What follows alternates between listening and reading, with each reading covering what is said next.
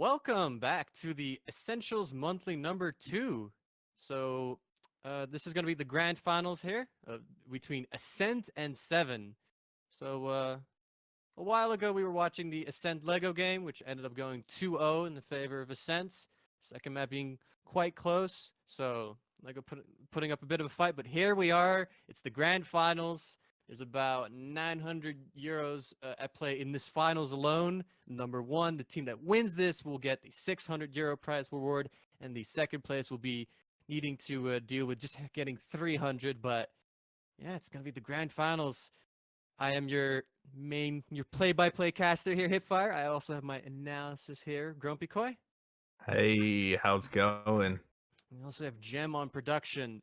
Also, to remind you real quick, this cup is obviously ran by Essentials.TF, but we also have some sponsors. We have STN There's a link to the trading site up in the bio under the stream if you want to check out that site for all your trading needs in TF2 and CSGO. We also have Demos.TF, which is the nice little site that archives demos from there's a lot of servers that auto upload STVs to Demos.TF, which is a really convenient site in general, but it's also cool that it's sponsoring us, giving them money. That's also nice. But and also shout outs to Twitch, obviously, for putting us on the front page. So Whoop whoop. giving us some shine here. People get to check this out. Remember that TF2 exists. But man, Se7en Ascent. It's quite the matchup that people expected, I guess. But it's gonna be quite exciting, don't you think? Yeah, no, I do. I do think it's going to be really exciting. Both teams are currently known for very different play styles. Like Ascent, through the whole of the last game, were playing a very aggressive play style, and we all know the slower play style of Se7en. So it's going to be these two play styles kind of smashing each other. I compared it to King Kong versus Godzilla sort of level of play right now. So I'm quite excited. I thought I'd give it like an epic proportion because that's what these games need, duh. Yeah, well, we're gonna be starting soon. To quickly give a bit of info, so Se7en isn't actually going to be playing with the famous roster that they attended Rewind 2 with. They're actually gonna be playing with Silentes on Scout instead of the other Scout they had, which was Ams, who's playing on Pocket, and then playing without Captain. So it's Ams on Pocket, and then it's Silentes on Scout. Someone who's not quite known for his Scout play, but we'll see how it works out. But we're gonna be starting. So let's see what's going on the first mid of this best of 3 here, the finals. People playing for all that money. Let's see what's going on. I'm gonna go onto that Kato Pav, the master of rollouts, as some people call him. Let's see. He has arrived to mid, shooting off some stickies into big door right now, putting some initial damage onto the Ascent players. But a lot of low ground play from Se7en, but Ams and Drag find the first frag. But oh, the collapse. Josh finds the latch, and Kratos even finds Ams as well. Chris is going to go onto the chase on Raymond. Raymond getting kind of caught, but Silentes coming from behind is going to be able to save his medic. Raymond with such a good surf. He's going to survive, but Ascent is going to win that mid. Yeah, really good mid from Ascent there. They really punished Se7en for staying on the low ground for so long. They used the aggression that Ascent are quite confident with at the moment to get some key picks, and then players started falling in favor of Ascent, and they were able to really clean it up at the end. But great play from Raymond getting away. Like, that's not easy to do on medic. Yeah, it was a 10 HP and then surfs all the way up on top. Like, that's really clutch, and it makes it so that even though Ascent wins his mid, it's even right now. No uber advantages. Ascent looking to see if they can make it through big door, trying to clear these stickies from Cadis, but they're just all over the place, and they can't really make it quite through. And we'll see exactly how this develops, but I think this. How do you want to see Ascent break this hold? Well, they need to get Drac away from his natural habitat, which is big door, and but Ams gets a pick onto Chris, so they're not going to be able to bring any aggression onto the very slow playstyle of Se7en, and Ascent aren't that comfortable with slower playstyles. They like going aggressive. Elacor absolutely adores it. He's one of the most aggressive demos I've seen during this tournament so far, and Se7en are just taking that away from them at the moment. But maybe we'll see some snipers come out. I can see that. We've got Talash at the moment, maybe seeing if he can create something. hiding around that big door area. Even if he gets a pick, it'll be really an advantage to his team. Yeah, he got a very good angle onto Umbrak a second ago, but he unfortunately didn't hit the important headshot, didn't get that drop onto Umbrak. Umbrak dropping very weak. I'm not quite sure what that was from, but I think Spam. It's rocket. Yeah, that was really scary. That's the worst way to get forced, just by random spam, but this is an interesting hold with Ascent. Like, they're holding by elbow, just Umbrak sitting there and then having like Predu, Elikor, Funds kind of looking at choke and drop down kind of passively, but Ascent trying to walk through Victor here. They have Josh and Chris on the heel beam. Oh, but the headshot from the lash, and yet the sticky trap catches Chris, so no soldiers. Se7en's gonna be moving through Victor here, try to play off of these two picks. Elikor is meeting this right now. Drac gets the early force onto Umbrak. Elikor needs to get the force onto Raymond, but Raymond's so far away. Se7en's just gonna be rotating through into choke. They're already on mid. Ascent needs to back off here. Umbrak gets out safely. No frags for Se7en, actually. How did they get out? I'm sorry. That was incredible. Like the way that Ascent played that, and they were able to keep their players alive and peel off really nicely without the spam potential of their soldiers is so good. Hip, but oh my god, what is going on? It's just the Lash and Raymond, and Flash is just on the ground. He's trying to just distract for his medic, but Funds is on the chase. He knows he's there. Ams is going to be getting that forward spawn. He's going to try and save his medic, but Funds is onto Raymond, and Raymond is forced to pop that Uber off. That is insane how Ascent just got 4 frags without Raymond even getting to save any of them, and now Ascent has 70% advantage on mid. The scouts on the side of Ascent are... You've got the Welsh superstar Funds and the Finnish boy Credu, who are just great players. Oh, Ams gets the force though in big door. Ascent needs to quickly explode here into second, try to find some extra frags, but Chris going down and no other frags for Ascent. They're on the low ground, and Se7en can be collapsed onto the Ascent players at any moment. A jump coming in from Josh, tries to get onto Raymond. Slantis actually ends up going down through that little altercation, but Ascent gets second, and Se7en down a couple players, need to wait for their spawns to come up, and then it can get into second.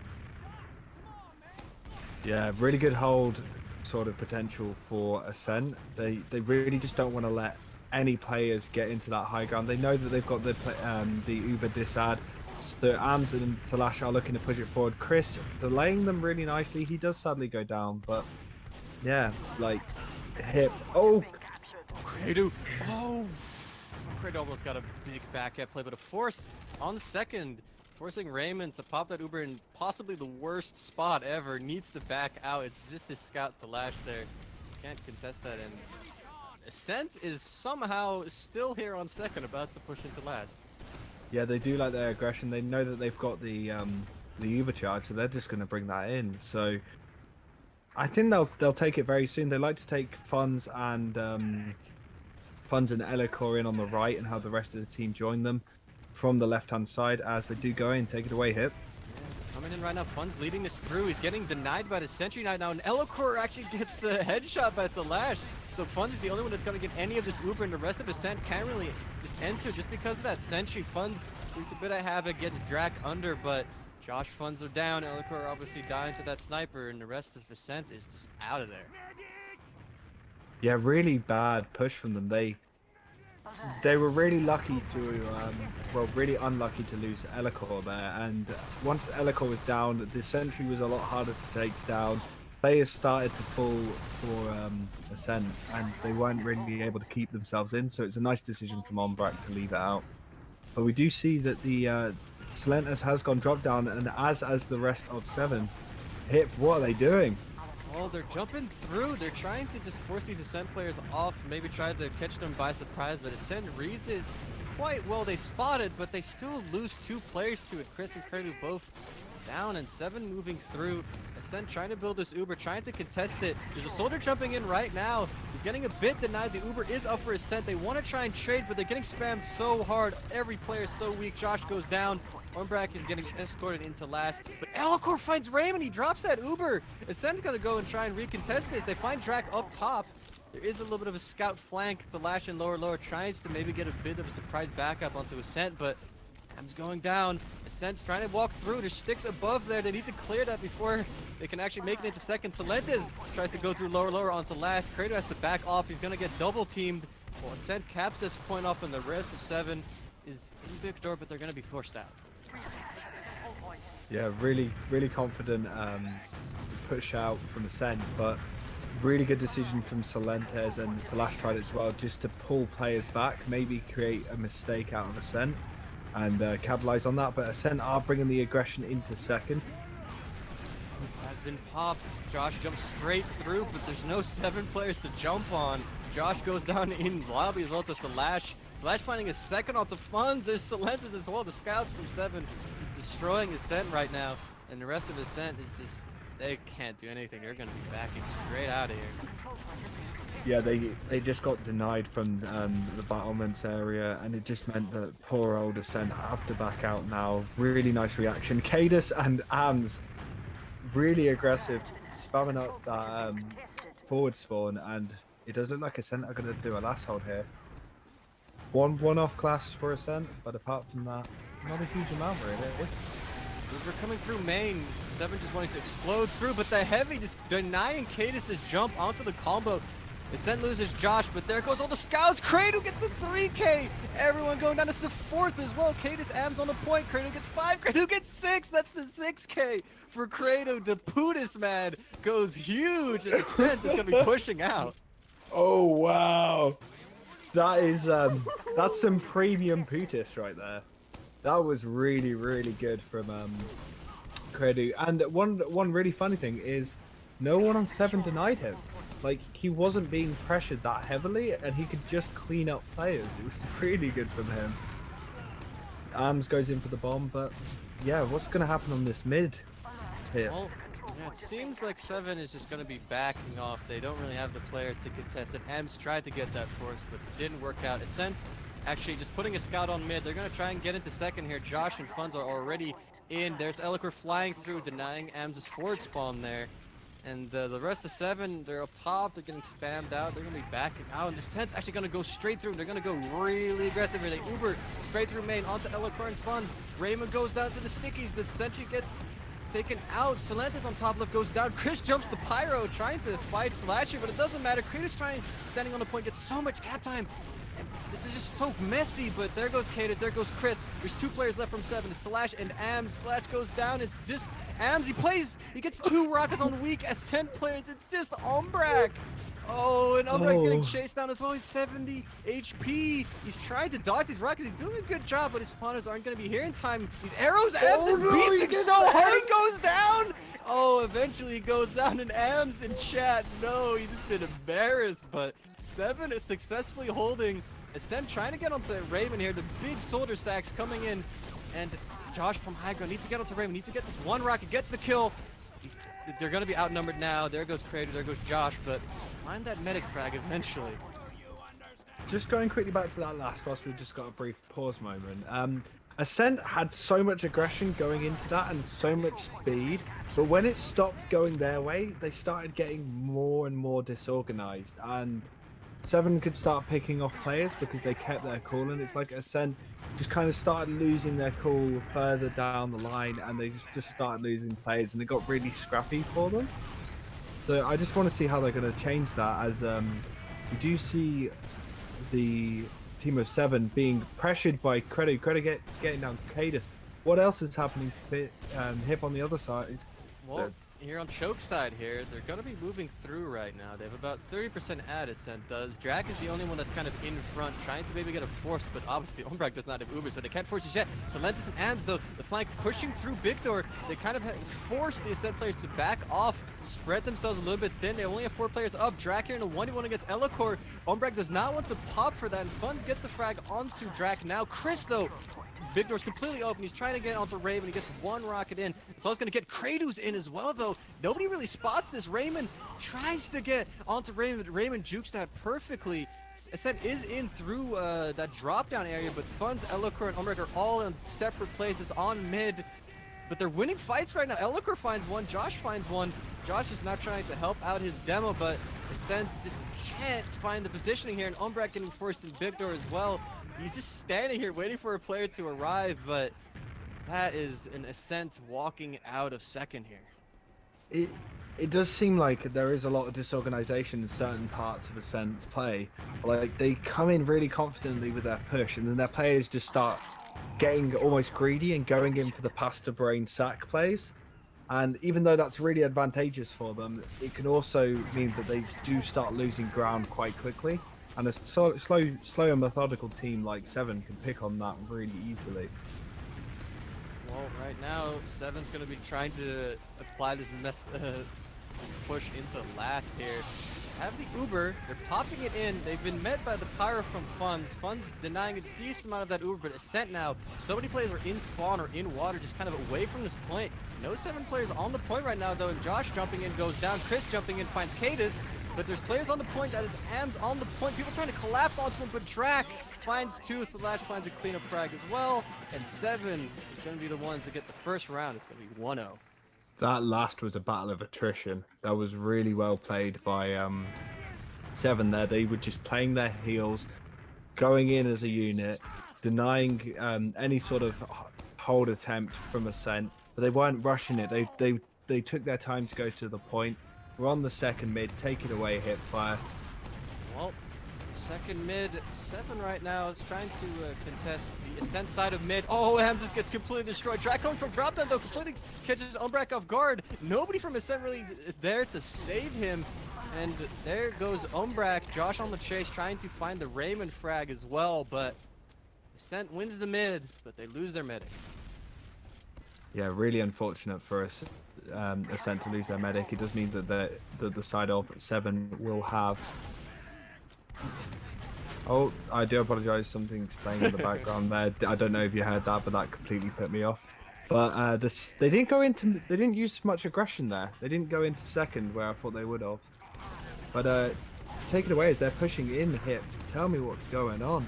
Well, it seems like Se7en is just going to be going into mid here. Ascent wants to just try and spam their way into a force onto Raymond, but not really hitting anything onto Raymond, and they're just all kind of bunched up and choked. They have to back out of this. Here's a soldier going into drop, and that's Chris. He's going to go for that jump. He goes onto Thalash. He can't find Raymond. He finds one frag. He just kind of is lost on mid here, kind of being a distraction for Ascent, and Se7en is just on the point here.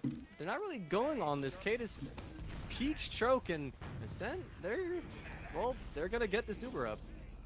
Yeah, they seem to be very conscious. They're just focusing on the fact they know that there's a player behind. He picks up Thalash, so they're going to be even more conscious of that one player behind that can come from choke or big door.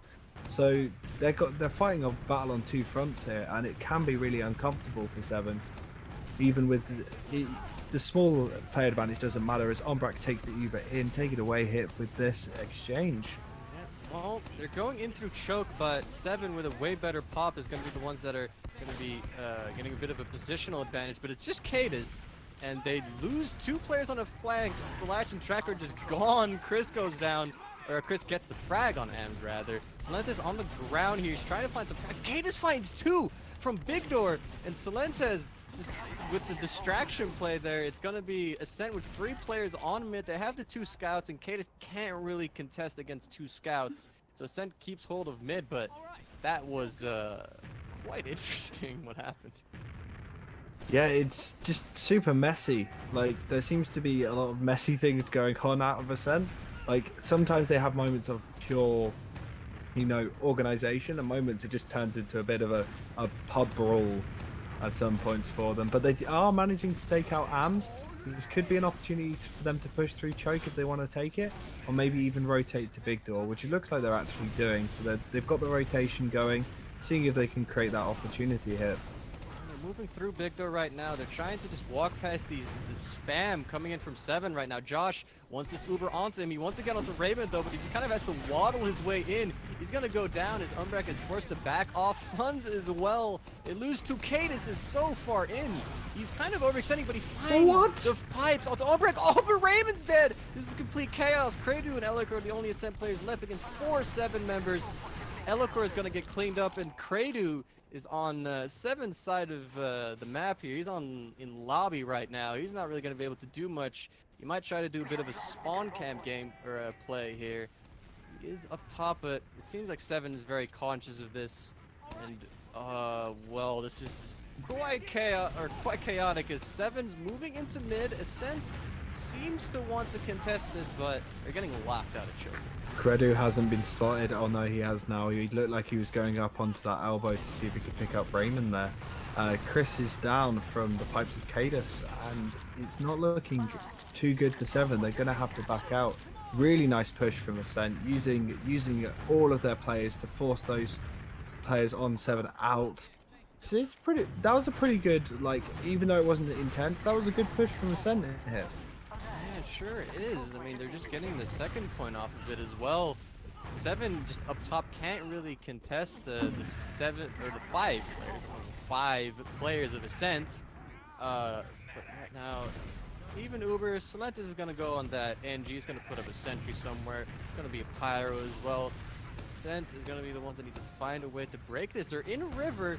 Seem to be a bit keen to at least see if they can get a soldier maybe in, perhaps, but seems that the game will be stabilizing a little bit as Se7en has solidified this hold. Cuddy managing to pistol shot down the sentry, which has created a good opportunity for his team. Unless Lennox can get one back up quickly. I think we've got a pause at the moment. This does seem to be a pause. So, well, let's just try and see what the situation is that we're currently looking at in this pause, because it seems like the gun just went down, which seemed probably quite important in this hold, but Josh is right now in a pretty decent position to potentially sack. Like, there's a flare gun shot about to hit him, but Flash isn't really in position to deny if Josh does in fact choose to sack. And this hold is kind of all over the place with Se7en right now. Like, they're not really properly holding anything. Like, they're not holding main, really. They're not really holding river. It's a bit questionable right now. Yeah, it does look like Ascent are maybe looking to just send Josh and Ombrak in with an Uber maybe, and just cause Se7en to flash a lot, because it looks like their team's going to bunch up in a second all on this left side of their last. So it could mean that they could get that Uber down nice and quick. The rest of the Ascent players then can join in, because they're all in opportunities to end up from different areas, and they may be able to pick up some players from that. But obviously both teams have got their roamers down at the moment, so it may not be the best option, but that's how I see it playing out, in my opinion, Hip. But yeah, it definitely depends. It's going to be kind of interesting. So to explain, in case you're not familiar with these pauses, so because we're on an STV with 90 seconds delay, this pause actually happened 90 seconds into the future. It pauses in real time with the actual game server. So this is not an actual pause. Like, they didn't pause right in this moment. So Josh might not be considering, like, is not able to consider all these options. But this is just, what could potentially happen. They're obviously paused like 90 seconds in the future. So something, there's definitely some info we're missing, but I don't know. Like, I've seen Se7en when they lose a round, they have paused before. Like, I've seen them do it when they lose a round, and like Cadis isn't too happy. He may get a pause in, just have a chat with his team. Well, it's not always just a chat, but you get what I mean. It's usually a lot of yelling and disappointment. Drill Sergeant Cadis here to yell at his at his teammates to what's going wrong, that they're all feeding or something. But I don't know, like, I feel like a trade could be pretty decent for Ascent. Like, knowing Josh, like, I feel like Josh would be the kind of person to maybe call like a a trade off of this, and it could be like kind of decent because like they have the pyro or Seven has the pyro and the NG, and they don't have a sentry up. So in theory, if they get this trade, they could like catch basically Seven off guard that only really have a demo and a soldier for like any vague resemblance of like long range gameplay, and then Ascent has 2 scouts, so it could happen. It all kind of depends on what Josh's thought process is in the moment, but I don't know. I mean, this is all a bit speculation. It has already happened, but we'll see exactly how it works out. But I don't think we actually have any info on why the pause is happening. I would presume that it's just like internet issues, somebody's internet messing out. Apparently, Cadus has timed out, so clearly your theory of them losing the round has caused him to do a darn style smash keyboard computer crashes moment. I would presume that's in He's my head canon. This is what I'm thinking in my head. all I can imagine now is just Cadus putting both his fists through his desk and just like everything just breaking. But I hope that's not the case because Cadus we give it a hard time on Cadus. He's not that much of a rager, if at all. But he's I'll put him as he's a very passionate player. And I think you got to give credit to the guy. He's been around for a long while, especially in the high levels, and Seven's been sort of his baby for a while, hasn't it? Like he worked on it when it was Crowns. He's been he's been in putting it. in the work. He's been in it since it was like since the Reason days. Like I-55 Reason is like when he like entered, like he finally got like the top EU team that he's been like looking to play, and he's always been in second place, and then he plays in Reason, and he plays in the one with like Happy, Cool, Mike, Captain, Knox, like that Some of the lineup.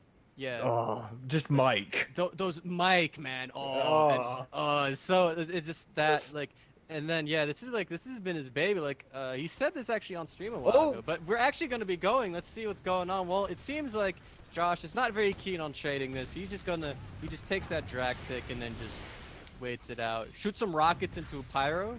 Josh perhaps not familiar enough with pubs to not shoot into rockets into a pyro, but yeah, it seems like the unpause has happened, and it seems like we're just gonna have to be patiently waiting as Ascent isn't yet keen to push out. Yeah, they've got all the players up. Credu is on Sniper. Now he's done extremely well in all the games I've seen as Sniper. So they may be seeking to force him in on the Riverside to maybe get a headshot onto Raven. Or anything like that. They have decided to back out, picking off Drac, who went in really deep behind. And we've got a second pause. The STV seems to have timed out. We were getting word that they were switching servers, so I'm presuming that they have ended the server at this point. So it seems. Oh well, apparently this is not actually the server being ended, but I'm getting a timeout on the STV. I don't know if you're having this too. Yeah. But I would presume that they're switching servers or something. I'm not quite sure exactly why, but yeah, okay. It seems like they're moving to a different server. Quick, let's start drawing a match. We need to get like pen and paper out.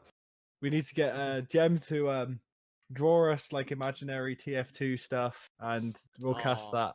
Nah, I mean, we should be here, and we'll be back into the game itself in a couple minutes probably. I don't have update. I don't know what has actually happened in the 90 seconds that we now miss. I'm hoping that we didn't miss a round. We'll probably get an update on that at some point, but right now we're a little bit in the dark. Yeah, I just disconnected from the server, so we're Me waiting too. on info for the next the other server we're switching to, because I guess people had bad routing or something. I don't know. Yeah, I've just attempted to go back to the server and it has been swapped. So yes, all right. Well, according to the tournament organizers, we haven't missed anything. It was just I'd presume they just kept holding. So, yeah, they were just holding, trying to get cadence onto the server. Now we're switching to this other server. So, Yeah, let me just get to this STV real quick, and I'm not then we gonna can say I'm not back gonna in. say it, but that password is gorgeous. It's good. It's good. Well, Yeah. we are in the other server. We're just gonna be waiting a little bit for everybody to flood into this one, so we can go back into this game. I think it has about 9 minutes left, and it is 1-0 to 7, with Ascent being like in the lobby of 7. Um, I'm not sure if they're going to be recreating that situation or if they're going into a new mid. That kind of depends on what the teams want to do, but I think it would actually be better just to go for the new mid fight as much as it would be cool to see them recreate it. I imagine that's going to just be too much organization. yeah, we'll see. I mean, the last time I remember like a big important like server switch happening, actually involved Umbrak. A little bit of a land story, I guess. So this was GA 2017. This was the French land. It was like in April of last year.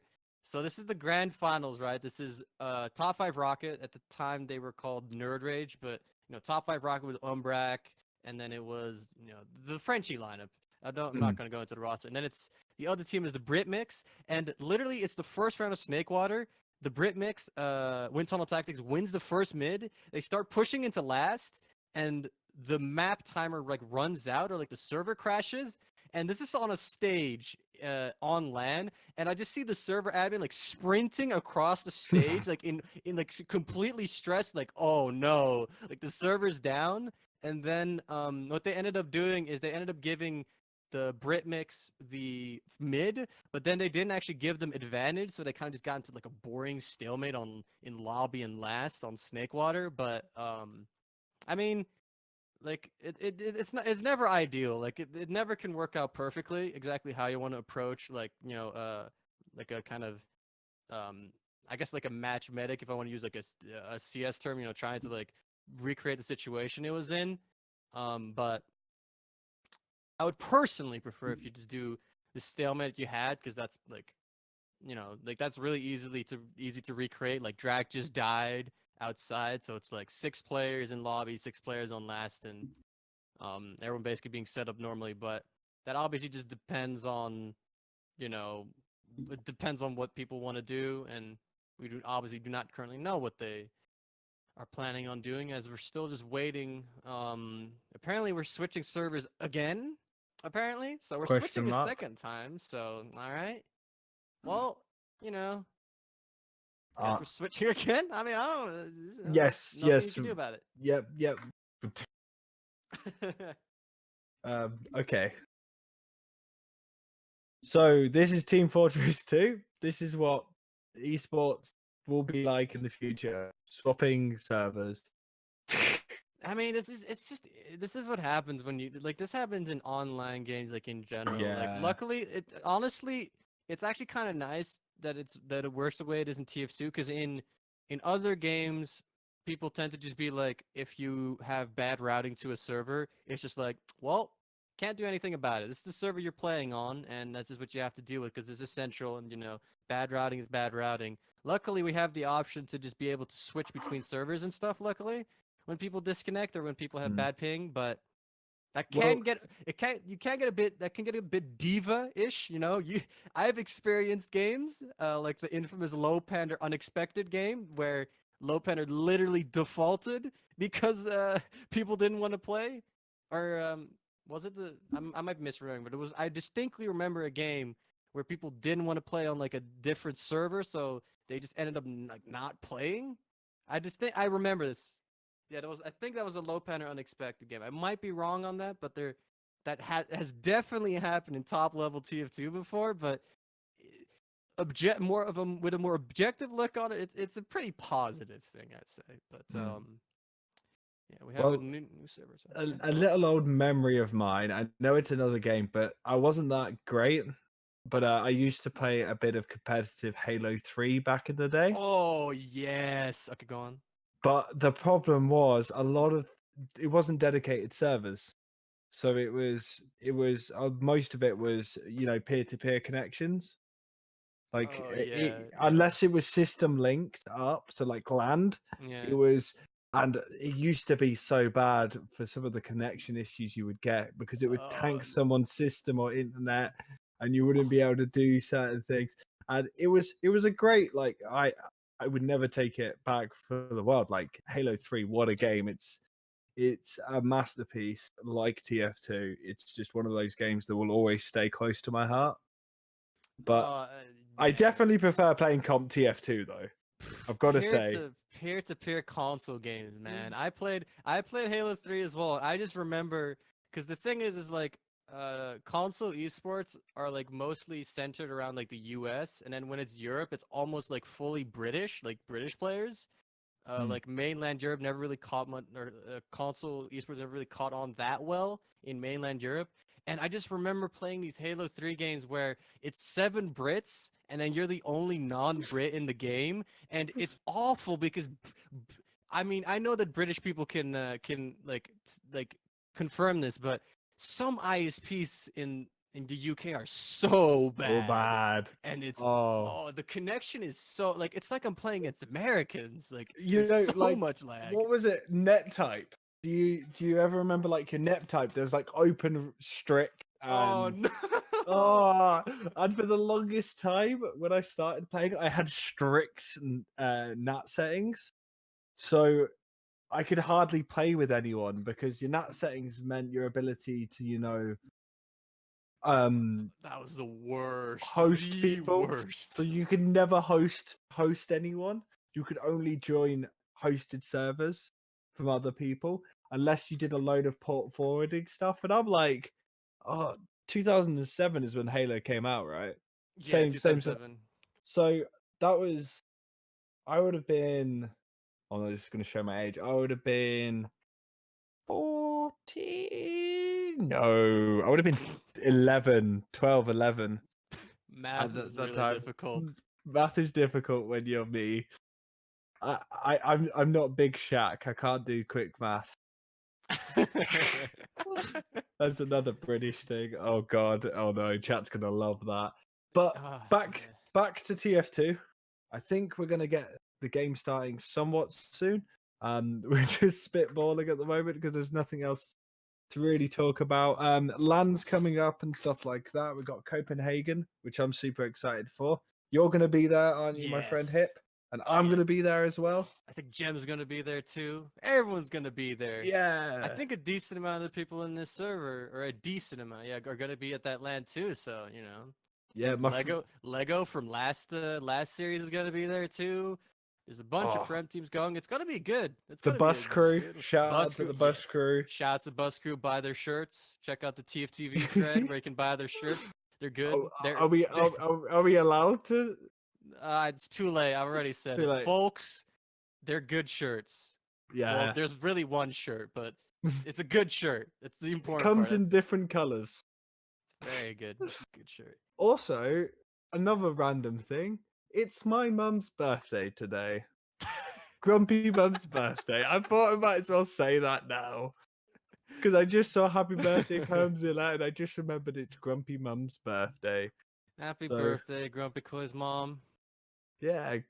I don't know. I've messaged her to say hello in chat when she gets a chance, but I don't know if she will. But Hopefully. yeah. I thought I might as well shout out Grumpy Mum. Um she's actually she actually my mum plays TF2. I converted my mum to play TF2. Really? So yeah, she's played Pyro. She plays MVM. Like Oh she's come around no. mine. Just yep. You got to understand. My mum isn't a game lord, but she's playing TF2. Game Lord. Yeah, she isn't a game lord like myself or you, Hip. We're game lords now, apparently. Um, but yeah, it's Grumpy Mum's birthday, so that was something. I thought I might have. Yeah, but yeah, Se7en Grumpy Mum. I need to talk to Cadence to get my mum on the roster. Oh, that would Dude, be amazing. Dude, when 7v7 eventually goes into Europe, and Seven needs that free check, like Froyo style, they'll get for their pyro. They can get your mom. It's perfect. Ah, It's yes. perfect. Like So yeah, my mom can just master the last hold. I'll teach her how to do last hold as pyro, and I'll just bring her in on like an official for my team. And this like is the moment anything goes wrong, I will just leave. Are they going to another server? it sounds I'm not we haven't got an update yet, but it seems so, because I think Chris was having issues joining this server, so apparently we're still switching. I'm not exactly sure what's going on at this point. We're completely in the dark as of right now, but man, Well, welcome to yes. the Essentials makeshift podcast with Crumpy Koi and Hitfire. Hi. This is... Jam, can you get in on this? Are you allowed to get in on this? Unmute the mic, we just start chatting. but No. but But let's talk about the game so far. Like, what yeah. games have you managed to catch? Like, the game I did earlier was just amazing. Ascent versus Lego was so good. I vaguely followed the playoff stages. I obviously played like the groups, so I didn't really get to catch any Mm. of that. But I tried to watch like the playoffs a little bit. I caught a decent amount of the last game, and I caught a bit of the first round, I think. I don't really remember too much about it, except that I think that was the Bugs FN, which was kind of a cool game. Oh yeah, Bugs Yeah. versus FN. Isn't FN? No, is it my son's basketball team is Rakuzen or something Yes. like that? Yes. Yes. Yeah, the Prem team, yes. Yeah, because there was meant to be I don't know if that got casted, but there was just before I was leaving work, because at work they actually let us. I can't say where I work, but I managed to get away with watching some of the cast on the main screen at work, which is Nice. pretty cool. They've actually Oh had hell me yeah. on at work, which is kind of funny. Um, but I was watching it all start before I was going to leave, and I didn't catch any of that. I don't know how that went, but my son's basketball team versus FN, that would have been a good close game. Like I don't know how it ended, Yeah. but oh, we're live. Oh, we're gonna be live soon. Okay. Oh, we got a new connect.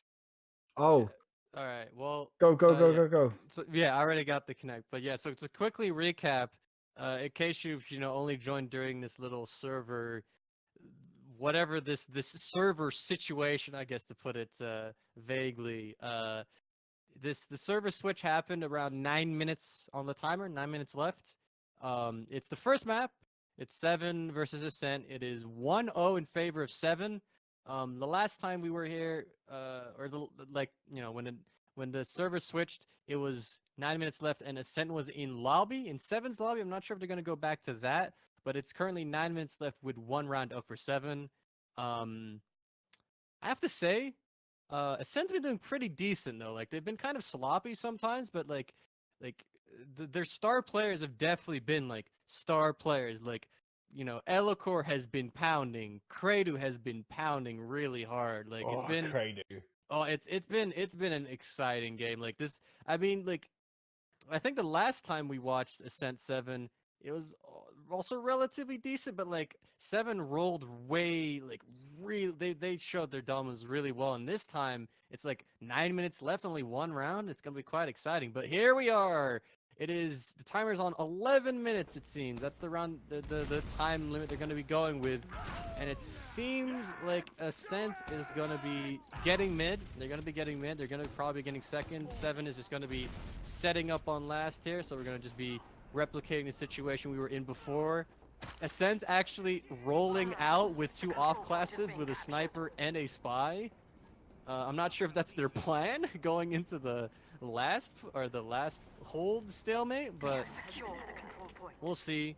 Moving on through into second, and actually just quickly checking in on Seven. Skatis has the sticks on point. The sentry gun is on top left. Slash is checking the off classes. Oh no, both Kradu and Chris will be caught by this. Flash getting the intel right now in spawn, and They well, said that they're live in 5 seconds yeah. from here.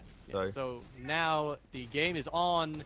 It is 10 minutes left. It is 1-0 up for Se7en, and well, we're in a stalemate. So, Grumpy, how are you feeling about this? How do you think this is gonna work out? I'm just excited. Like we've been having a little natter. I'm ready for some TF2. We're gonna see what happened. Chris is in. Chris is playing Spy at the moment, and he's in a really dangerous position. Ooh. So, and Credo as well. 2 pick classes. So, what's gonna happen here? Sentry gun though. The gun's like watching his position. That gun needs to go down for Chris to be able to do anything, unless he can uncloak in like a safe spot and disguise, but he's not really in a good spot for it. So honestly, Chris, I think he's just going to be doing a Corsa play here. He's going to be sitting here for as long as he needs to be until Ascent gets this gun. He gets spotted. Yep, that's a dead Chris. Se7en trying to see. Umbrak really weak. Kane is getting so much free spam in River. There's only Crater really there to stop him. They do get out and they do not get forced. But Ams finds 2. He finds Funds and Elikor in a lower lobby there in Ascent.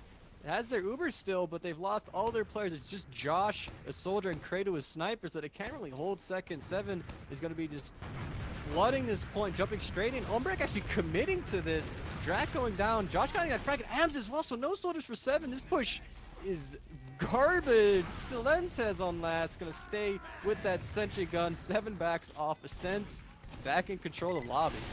Nice repush from Ascent. Josh goes down though. Funds is in onto Cadus. Cadus gets the exchange, but really unlucky for Ascent. They lose Funds. The push is gone. The push is gone. Hip. That's so painful for Josh. He wants to go for that trade, but Umbrak just drops him right there. And now Ascent with 3 players up have to back off. Chris finds a little bit of a frag onto Ams, but it's kind of inconsequential as Se7en caps up second here. Ascent now on mid. They have Uber, or sorry, not Uber. It's even Uber, so Ascent should be able to just hold mid here. They keep Credo on that sniper, so he's gonna try and find the big pick. But yeah, Ascent still just looking to find their way to get anything from Se7en here. Credo is gonna try to find a headshot, but there's Raymond. He is up on top, so it's gonna be quite difficult for Credo to find an angle onto him. And just for those people who have just joined us, because I'm not 100% sure if we mentioned it, this is the grand final of the monthly cup for Essential. This is monthly cup 2 of season 1. Just wanted to get that out there so people know that joined a little bit late. But currently a lot of stuff happening around the big door hit, but I don't see anything really being created at the moment. We've got Cadus on the weapon that he has made famous many a times, the good old loose cannon, which is not has no skill. Yep, it takes no skill. Drac goes down in lower, unsuccessfully holding the big door here. Credo goes for the big peek and onto Thalash, loses the 1v1 though, and Elikor going down as well. No demo for Ascent. This is quite awkward. Funds is behind. He's gonna try to do a bit of a back cap. Silentes seems to be a bit aware that he's there, but Se7en trying to move through choke here. Ams can't really make it through, but Kate is finding Chris. It's 3 players up. It's just Josh and Umbrak here. They're gonna go for this trade with 1 player. Kate is going down. Ams eventually is too weak to stay alive, and Raymond has to pop the Uber onto him. Josh tries to stay in with Elikor here, trying to keep mid alive, but both go down. And Se7en is gonna go and take this. And Thalash finds the headshot on Credo as well. It just started collapsing, Hip. The moment Elikor went down, Ascent weren't able to keep the pressure up, and the sort of slow entry from Se7en eventually meant that they started getting picks in their favor, and they were able to convert it into their mid. So they're really unfortunate for Ascent. They had opportunities of really good plays, but Se7en just played the more methodical game into mid. But they are looking like they're going into this last position, Hip. Moving forward into that lobby area. So what do you think is going to happen from here? How do you think Se7en are going to take it? Well, Thalash wants to go and try and find a headshot onto Umbrak, but he goes down to some aggression from Josh. Well, how I would envision it is I feel like Se7en is just going to be content just holding this. They kind of just want to play the route advantage, force Ascent to try and trade out. The trades haven't really been going too great for Ascent. They do find some frags here. Josh is trying to initiate a trade. He actually wants to go into Drac first here up top, try to catch him. There's also Ams on top still. Josh trying to fight him as well. Funds doesn't even see him. He goes onto Drac, goes into the 1v1 against Ams now. He's trying to win that. He does find it. Both soldiers down for Se7en now, as Se7en has a sniper, so it's going to be quite difficult to hold, but Ascent can't really quite get in. The stick from Kate is forcing the Funds Umbrak combo to back out of top, and the spawners coming in, forcing Ascent back into last. Yeah, really aggressive opportunity for Thalash there. If he got up earlier, he may have been able to actually take down Elikor defending that battlements area. But Se7en, a really nice sort of patience there, trying to force the Uber out of Ascent, trying to get them to play aggressively into their hands. Drac goes in, tries to get the force, gets picked up by Funds.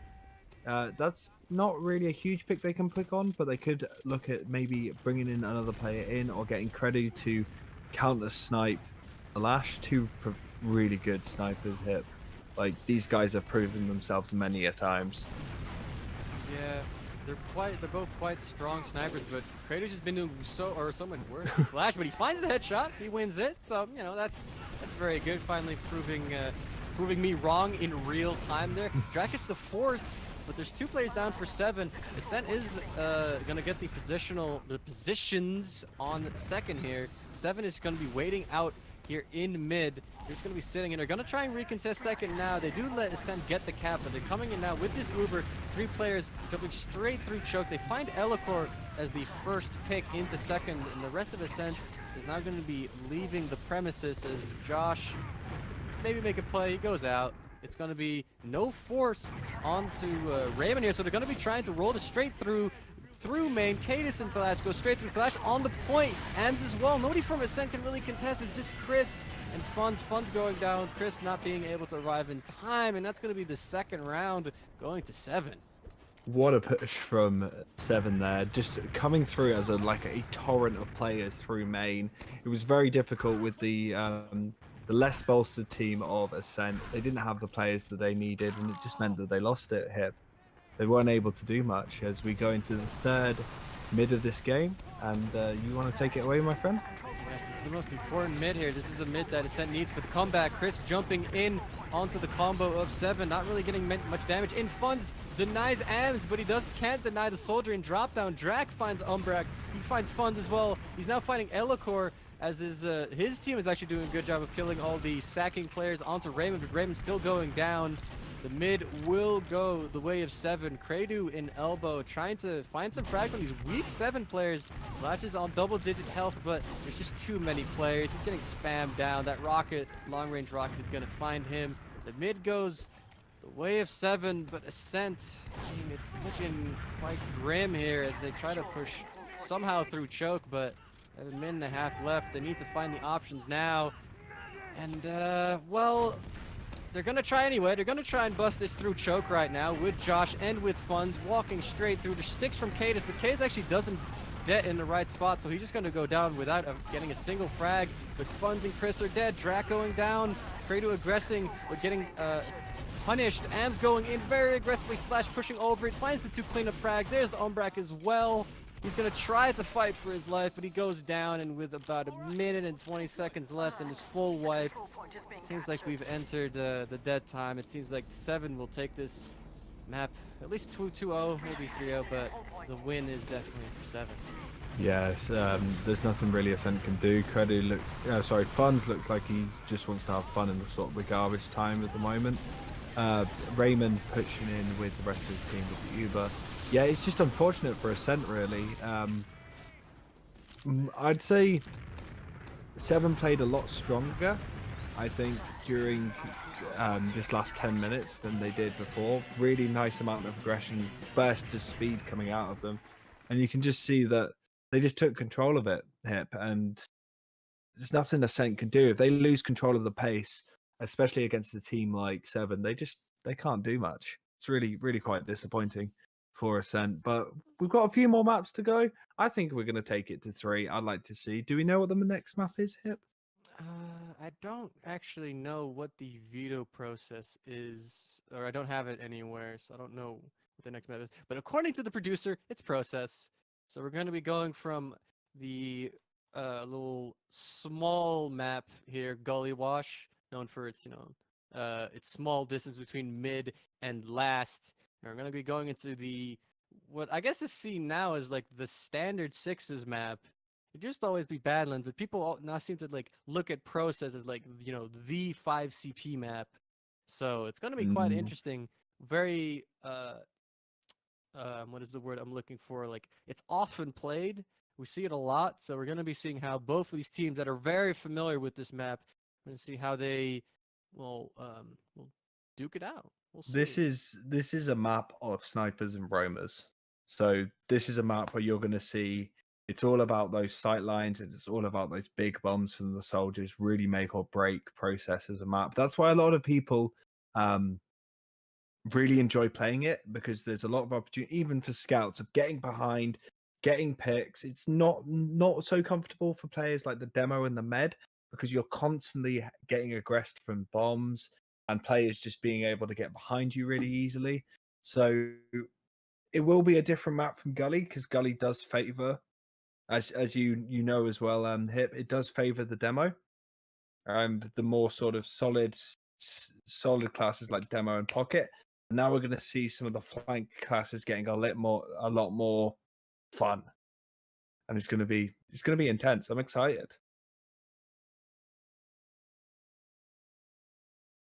Him?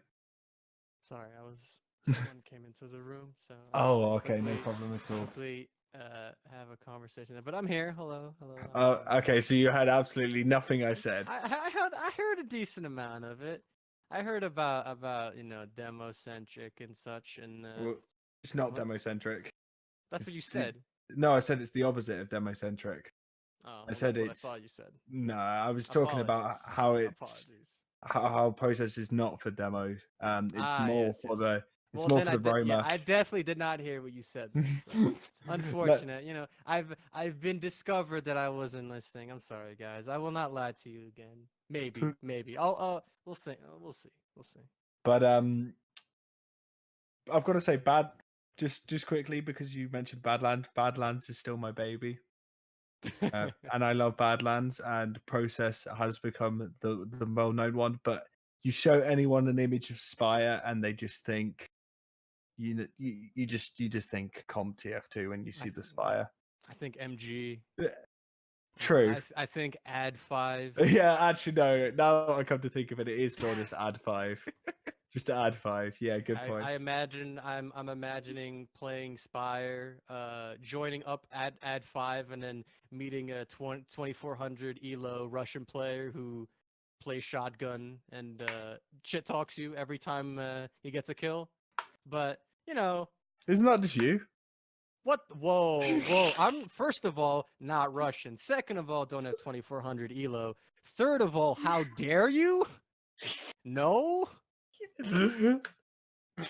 I know you're not like that. I just wanted to see your reaction. I thought it was thought it'd Yeah. be worth it Yeah, for chat there. you're done. You're done. I'm not. I'm putting you on the blacklist that we'll never cast with again. You love me, Hip. You love me, really. I don't know about that. Okay, you love to hate me. Let me put it that way. Sure. Anyway, we're Why going into not? we're going into Process now. We're gonna see what happens. Any predictions from here? I think the aggression from Ascent may favor this map more. Um. Well, I'm trying to remember. Like I'm trying to think who won the mids last map because I'm currently looking it up, but like I feel like on Gully, like mids matter a lot because it's like such a short map, so you can roll really fast into last potentially if you get like ad. Though on this map it's a little bit less, as last is a lot harder to push on this map as it's like really open. Um and I feel like Se7en had a pretty decent showing on like both mids. Like they always kept Raymond alive. So I feel like this is gonna be more important to kind of grind out the rounds. And in my head that kind of favors Se7en, but like it just depends. I feel like it really depends just on how Ascent like if they can keep their head in the game and they can kind of avoid being caught in these really weird spots that they were caught in on Gully, because they kind of just they wanted to like trade, but then their flank dies, but like Josh and Omgrag are already committed, so they kind of just are forced to trade, and then they get they get owned by being outnumbered. So I don't know, it in my head it really just depends on if Ascent can keep it together. I guess that's they really need to show their resolve this game. Yeah, no, I definitely agree with that. Um, I think Ascent can do it, but Definitely. they definitely can do it, and they can definitely bring it to a third map or maybe even win it.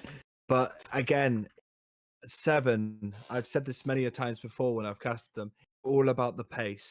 It's all about controlling the pace with Se7en. If you control the pace, Se7en will and can struggle. If you let them control the pace, you are going to have a hard time on your hands. Like a lot of people say they're a slow team, which arguably they are, but I think it's just their ability to keep the pace in their control, and they like to change the tempo up a lot from sort of slow to fast to slow to fast, and some teams will struggle with that. But if Ascent can get control of that, I think they've got it in the bag. Honestly, Hipfire.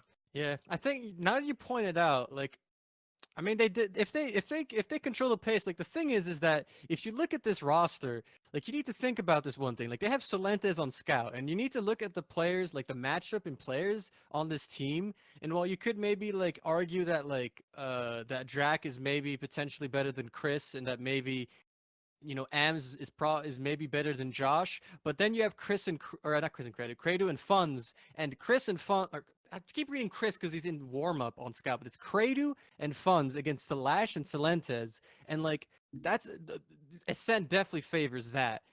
Yes. Yeah, but now that you point it out, like I have been kind of missing something from Ascent, which is like they're like their ability to just like kind of like try to just force the enemy team to like play really aggressive against them, because I know that's how Josh always played on Lego. Like he always plays with the banners, he always trades, so he always tries to keep the game going, because that's where like his his like in the moment calls, like all the small talk and stuff, like they tend to excel. Which I think is something that Se7en won't really excel as well, since because of the new like roster changes with Ams on Pocket now and Solentes on Scout. So it's going to be a bit better for especially when they like abuse the flank, like the relatively weaker flank that Se7en has now. I'm really looking for Ascent to be a bit more aggressive, try to trade a bit more, because I'm looking for these Josh trades. I've been waiting for these like this in the entire first map, and it hasn't happened, but I want to see it. I want to hear Josh. I want to hear him just yell at his team and just tell him that Ombrag needs to pop him, and now he's going to walk through like that choke point, and he's going to just find 2 frags, find the force, and then they're going to push back in, all of that. I want to see that, yeah. And if they pull that off, if they play with that confidence that they usually play with, I think, I definitely think, I do agree with you that they can definitely pull out the win on this map. And we just need to see the Ascent that played Lego on the first map against them, where they fight, they like 5-1 them. That's what they need. They need to control the pace, get going. We're on the second round of the finals of the monthly cup. My name's Grumpy Koi. I've got Hipfire. Hipfire, take it away with the mid, my friend. Let's see what's going on. So the demos arrived, Sticky's spam has been exchanged, but now the rest of the team has arrived. A big bomb from Josh just straight in. He's trying to find any frags, but he kind of has to redirect his bomb away from the 7 players. The first man to go down is going to be Cadis. Chris finds him. Josh very aggressively on Raymond on the right side, but the rest of Ascent is kind of defensive, sitting just in choke on the left side, and Josh will die on his own, but it's 4v4 here. Ascent has 2 scouts and a soldier and a medic, mirroring what Se7en has, but the spawner coming in for Se7en, and Ascent's going to be backing off. They can't really fight Se7en here. They're just not in position. They're kind of just giving everything up, and that's going to be the mid eventually going towards Se7en. What I saw during that mid was Se7en had a lot more better positioning in regards to spreading out their ability to deal damage and take damage, whilst Ascent were very bunched up near their rock area, and it just meant that Se7en were able to hit multiple people with their spam. Ams does go down trying to bomb onto Ombrak there, but Ascent just couldn't deal the damage that they were taking back at Se7en, and it was just unfortunate for them here. Oh, there's a sack coming in from Chris. The counter, or the counter response from Ascent coming in. There's no off class for Se7en here. No sniper coming in or anything. Chris responding up soon. We'll see if he's going for an off class. But right now, both teams seem to, at least Ascent is holding very passively. Se7en seems to be kind of holding like they're ready to roll in. They have Drac just in PC, and the rest is just kind of close to choke. And Ascent is just holding really passive here, just kind of waiting for Se7en to mess up rather than aggressing. So we'll see. No off classes just yet. Am's very deep in PC, gonna try to fight against Chris, and Ams is getting completely shut down. He gets the health pack, and Kate is actually backing him up as well. They will take the PC area. Chris wanting to contest it, but he has to back up. He does not have the health to really contest it. Kratos just walks in through choke here. Se7en a bit chaotic here. They're not really holding things properly. Kratos makes it through lower PC, but can't actually find any openings. And Se7en just kind of, they aren't really holding choke. They're like actively spamming it, and Ascent wants to walk through, but it's not really quite working out. Neither team really finding an opening. Drac, though, is far in sewers. Nobody watching it. He gets a rocket onto Umbrak, launches Elikor, gets the air shot as well, but does not find the force onto Umbrak. Se7en might try to push off of this demo pick, but yeah, that's Amos jumping through into sewers, seeing if he can catch anybody off guard. Kate is backing him up as well, and choke, but Kradu and Josh walking straight in. That's a dead demo, man. And right now, Ascent, well, they want to go. They have the demo pick. That's a big advantage going into potential trade slash push into middle hitter. Go through sewers. Am sees this coming, tries to get the rocket spam in. Ascent is committed very far into this. They find the trade. Both medics popping Uber at about the same time. Ams goes onto Elikor and choke, though. Elikor is very weak. Ams going off the second, but he's getting backed up now by the rest of Ascent. He just gets denied from every angle, and that's a frag to Ascent, but it's just a soldier frag, and Se7en seems to be stabilizing here again. But Josh, always wanting to push in, goes through choke. Oh, Funds goes through. Kradu as well finds Cadis. Ascent is mostly in here, and Se7en is just completely scattered around. Silent is going down as well. Drax, Slash, and Raymond are forced to back off, and Ascent takes mid. There's flitters. There's little flitters of Ascent getting control of the pace here. They're looking to go straight into second with it. It's starting to fall in place for Ascent. If they're able to really cap this second, they're going to be really confident here. Yeah, they're moving on through. Se7en wants to hold this. They don't want to just give the space up to Ascent, but both teams have really weak players. Slash is going to be going down. The scouts from neither team are really getting these cleanup frags, and they're both just kind of standing their ground. Ams eventually jumping out to Umbrak, finds one. Umbrak, oh, gets completely air shot. The dunk from Ams. Umbrak goes down. That is the med frag. Umbrak just confused what even happened, but Elikor sacking onto Raymond, can't find the force. The rest from Ascent is not even close to being in, and a full advantage for Se7en. Oh, I think that was a +2 as well. Got cratered. Really unfortunate for Umbrak, but Se7en are just aggressing forwards. Ascent just collapsing right now. They've lost control of the pace. They need to... Raymond! Kradu comes from behind and drops Raymond. And Ascent is going to be walking in with their heal advantage now. Se7en not really able to contest it. They're going to be sending some players in to try and sack. Ams is one of them. The rest is just too weak to contest. And that flank from Kradu so key, as Ascent's going to be moving on through. The lash goes down to Chris as well, who's already aggressive in PC. Cadis is watching a sticky trap, wants to try and see if he can get the frag onto Umbrak. Ascent needs to get in, though. It's only Elikor and Funds that are in. The rest of Ascent is just trying to get there eventually, but Se7en could potentially get some frags, but instead they're the ones that get fragged. Silent is going down. 50% advantage for Ascent. They cap a point. Chris goes down, and they're just finding all these Se7en stragglers, which are trying to get this dude, but they're going to first get their Uber up. Yeah, and it does look like this is going to be the last push of the game for Ascent. They are going in the right side. They've forced so many players back already for Se7en. Se7en all are in kind of awkward. Ooh, and that's it. That's the first round to Ascent. Here it comes. Here comes the comeback and the equalizer. Yeah, the comeback coming in. The Stickies just forcing all those 7 players off, and then 2 players on the point. Scouts, X4 on that cap, and that's just it. If you can't block it in like the next second, you lose the round, and that's what happens. So next mid, second mid on the second map. Ascent for the first time in this series are in the lead. Let's see what's going on the next mid. We see some scouts on high ground. Jack so far in onto Josh. Doesn't find a frag. He's quite weak. But Se7en sees this ground in a sense, giving them on the right side, and he's going to be jumping straight through, but they're not finding frags. Everyone going down. Josh is the only casualty for Ascent just now, and the scouts from Se7en are trying to walk Raymond out. Salentis is quite weak. Raymond is actually quite healthy. Ascent actually just going to be going straight through. They're going to go and do some froyo pushing here. There's Chris straight in onto Raymond. Finds that frag. Salentis is dead, and that's going to be a wipe for Se7en, and Ascent now going to be going back onto mid with that Uber advantage that they got now. Yeah, really good. Again, this is what I said earlier. Ascent have got the pace. The pace is there, and that's what they need.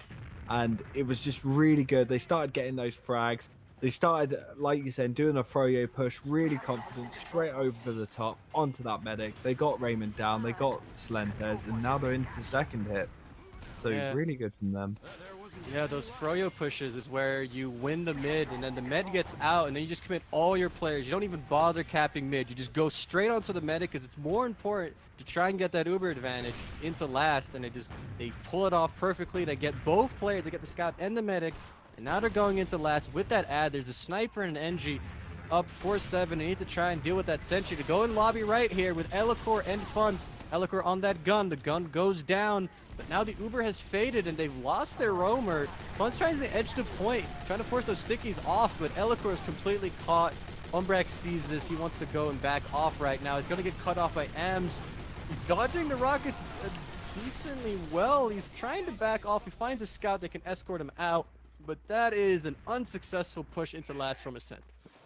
Yeah, really unfortunate. They were able to get the sentry down really quickly, but it was really unfortunate for them because they started to lose the players. They didn't have as much presence over the point. They were spending so much time trying to get those stickies to pop, and they just started losing players. The moment Elikor was down, Umbrex made the right decision, started to leave, dodged some good rockets, and it looks like Se7en are going to pick up second for their troubles. Yeah, but the Uber does get forced by Chris. He even finds a frag onto Ams as a little bit of a gift there. He's in a 1v1 against Slash, which he wins. Raymond finds a saw onto Kredu, which helps a little bit, but it's not too important as the Uber coming in from his set. They pop the Uber onto Funz. It's just a solo Uber. Elikor finds a pipe onto Raymond. The scout's caught. That is everyone on second down for Se7en. Chris finds Drac in lower lobby as well. It's just Ams and Slash right now as Ascent's moving through lobby. Ams and Slash are going to try to contest this. Slash on that pyro trying to deal with these soldiers. He completely shuts down Chris. Elikor on the point trying to cap that up. Funz finds Slash eventually. And Ascent really wants to contest this still as the spawners aren't quite there yet for Se7en, but they now are establishing their positions with Kredu and Josh with a good collapse onto those players, but they just have to back off. They can't really do this. Josh is in and Kredu wants to commit. He gets onto one, but he gets completely shut down by Drac. Josh is in. Umbrex gets some arrows in, but he has to back off.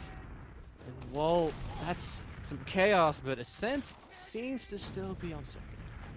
Ascent, even though that was chaos, Josh's decision to go back in was actually really good because Kredu managed to get a pick off it because the distraction was there. He was able to deal so much damage to the people on point. They thought that Kredu was just backing out and giving up, and he managed to get some players, and they managed to stay in last a lot longer than I thought they would. So that's really good from them, but they haven't lost second now. Thalash is on... Oh, I thought he was on Sniper, but no, it's Kredu that's on the Sniper. He's going to watch that sight line through Choke. And yeah, from their hit, not a huge amount happening at the moment, but let's see what happens from here. Kredu is the one to look at right now, as he's the one who's on the top scoring on Ascent, and he's the one on the Sniper class. He's going to be looking to find the drop, the +2 onto Raymond. But right now, there's not really many openings for him to do anything. Josh is going to help him out, take control of Sewer here. Ams tries to contest. Se7en knows this, so Raymond will be switching up his positioning to not get sniped by Kredu, but he's still gonna... Kredu still wants to try and find something. when you open that shutter, there's a lot of angles that open up just on DM classes itself, but Credo goes down. Josh is in a 1v1 against the Scout. He's a bit flustered, but he finds the lash eventually. That is a little bit of a scout trade there. There's a soldier in, that's Drac. Oh, he's trying so hard. So many air shot attempts from Ascent. They all miss, but Drac does not find the rocket onto Umbrak. 2 HP on Elicor. Somehow Ascent does not get forced in that entire situation. I have no idea how Elicor didn't die then. Oh my god, Josh going in. So in. Cementas is in sewers here fighting Josh. Ascent wanted to go through off of the 2 picks they had, but they got quite shut down. And now they are going to be punished by Se7en here. Elicor with some crisp pipes on Takedas forces him to give up on chasing the Umbrak frag, but Ascent gives up mid here. They attempt to walk through choke with the scouts, but they get shut down by the stickies from Cadis. And now it will be stabilizing on Ascent mid, or second, so the roles have been reversed. Yeah, and we see Chris is actually getting quite a lot of space in the IT area. Not seeing Drac or Talash really going in there, so it's going to be kind of stalemate at the moment. We do have Cadis kind of pushing forwards, but Ascent really looking a lot more confident than the last game. Chris goes down here. What's going to happen from here? There's just so many bunching going on. They could look at maybe sacking in a player. That would probably be the best decision, as Drac is looking to see if he can get a little bit further in on IT. But kind of stalemate at the moment, my friend. Yeah, well, that's not the biggest issue. Actually, Ams is going to go for the sack here. He gets 1 rocket onto Umbrak. Does not find the force. Umbrak with 30 HP, not popping for that. And, well, it's not too bad for Ascent. Like, Ascent should be content to just hold this and force Se7en to find the opening, as, you know, they're up around. If they get more time off the clock, that should be favoring them, since they, in theory, have the better scout duo, so they should be able to potentially win those fights. And Se7en is the one that, well, are kind of struggling right now. They're finding openings, and they did manage to shut down that Ascent push, but I mean, they are in this stalemate, and they're the ones that are going to need to find the opening. Maybe a bit taste of their own medicine right now, but I love the fact that Ascent are doing exactly what I said they should be doing, which is they are controlling the pace. They are trying to force right now 7 players to overcommit and create opportunities, because they don't need to rush it. They've got the advantage. They want to make Se7en have a taste of their own medicine, where Se7en like to force players, like teams, to make mistakes so they can capitalize on it, because they don't need to go in. We do see that Drac is looking at maybe bombing from Al Qaeda. He looked like he was going for it, but Ams goes down. Good decision for him to back out. Yeah, just back in the stalemate right now. Yeah, I mean, Se7en has not really explored the sniper this map as much as they had last map. And to be fair, I mean, sniping on this map is a lot more difficult. There's not as many really good angles as there are on Gully, per se. And also, it's just, you know, it's not always the most ideal option in general, but they're going to be going for it. The latch is on the sniper. It is the halfway point of the game, and Se7en has cracked. They're going to go for that sniper play. The off-class gimmicks have commenced for the Se7en side here. They're going to be opening the shutter in sewers, trying to find an angle onto Umbrak, but Umbrak is sitting on the point there behind that little shield wall thing. I'm not sure what you call that, but we'll call it a wall, a fence. It's a fence. Ah, yes. Well, 2 players are just dead for Ascent, dying to Drac, just finding 2 picks on his own. And Ascent just kind of has to back off. They can't really do anything. They can't hold properly, and Flash is going to get free angle. So whatever they do, they'll probably get sniped or at least get forced. And yeah, Ascent has to back off. They have Chris behind, but Chris looks like he's going to get picked up. There's 2 players back. Chris is just playing a bit of an interesting game of process middle MGE here against Ams, but Chris is just trying to not die rather than actually find a frag. Josh gets sniped by Thalash here though, which opens up last a little bit as there's only 4 players from Ascent on last. So this hold is a bit weak. Credo peaks 1 there, almost gets headshot by Thalash. But yeah, this Chris play behind is not actually that great for Ascent, as Se7en wants to find an opening here. The hold is weak. There's now a 5th player for Ascent, so the hold's going to be a bit better. Chris is in onto Raymond, 20 HP, and Raymond does not pop. Unfortunate for Ascent, but Se7en, oh, they still at least have the advantage within this individual round, but they need to actually close it out if they want to at least put this into a golden cap. Yeah, Ascent playing really aggressively right now. They know that they've got equal. Elacor getting aggressed on. He manages to pick up Ams. He was very close to getting dropped down. We see that Credo gets picked down by Thalash. The Putis is down. This is not that great for Ascent. Really not that good for Ascent. That was such a pub situation. Credo just slowly, while spun up, walks into lobby, and Thalash is just fully charged, waiting for Credo's head to show up and just headshots him. It's a scene out of a pub, but obviously this is the finals of the Essentials monthly number 2, sponsored by Essentials.EU and Essentials.TF. But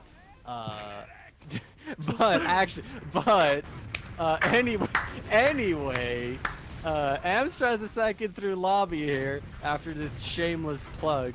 That was not shameless. You should be proud of that. Ams goes down.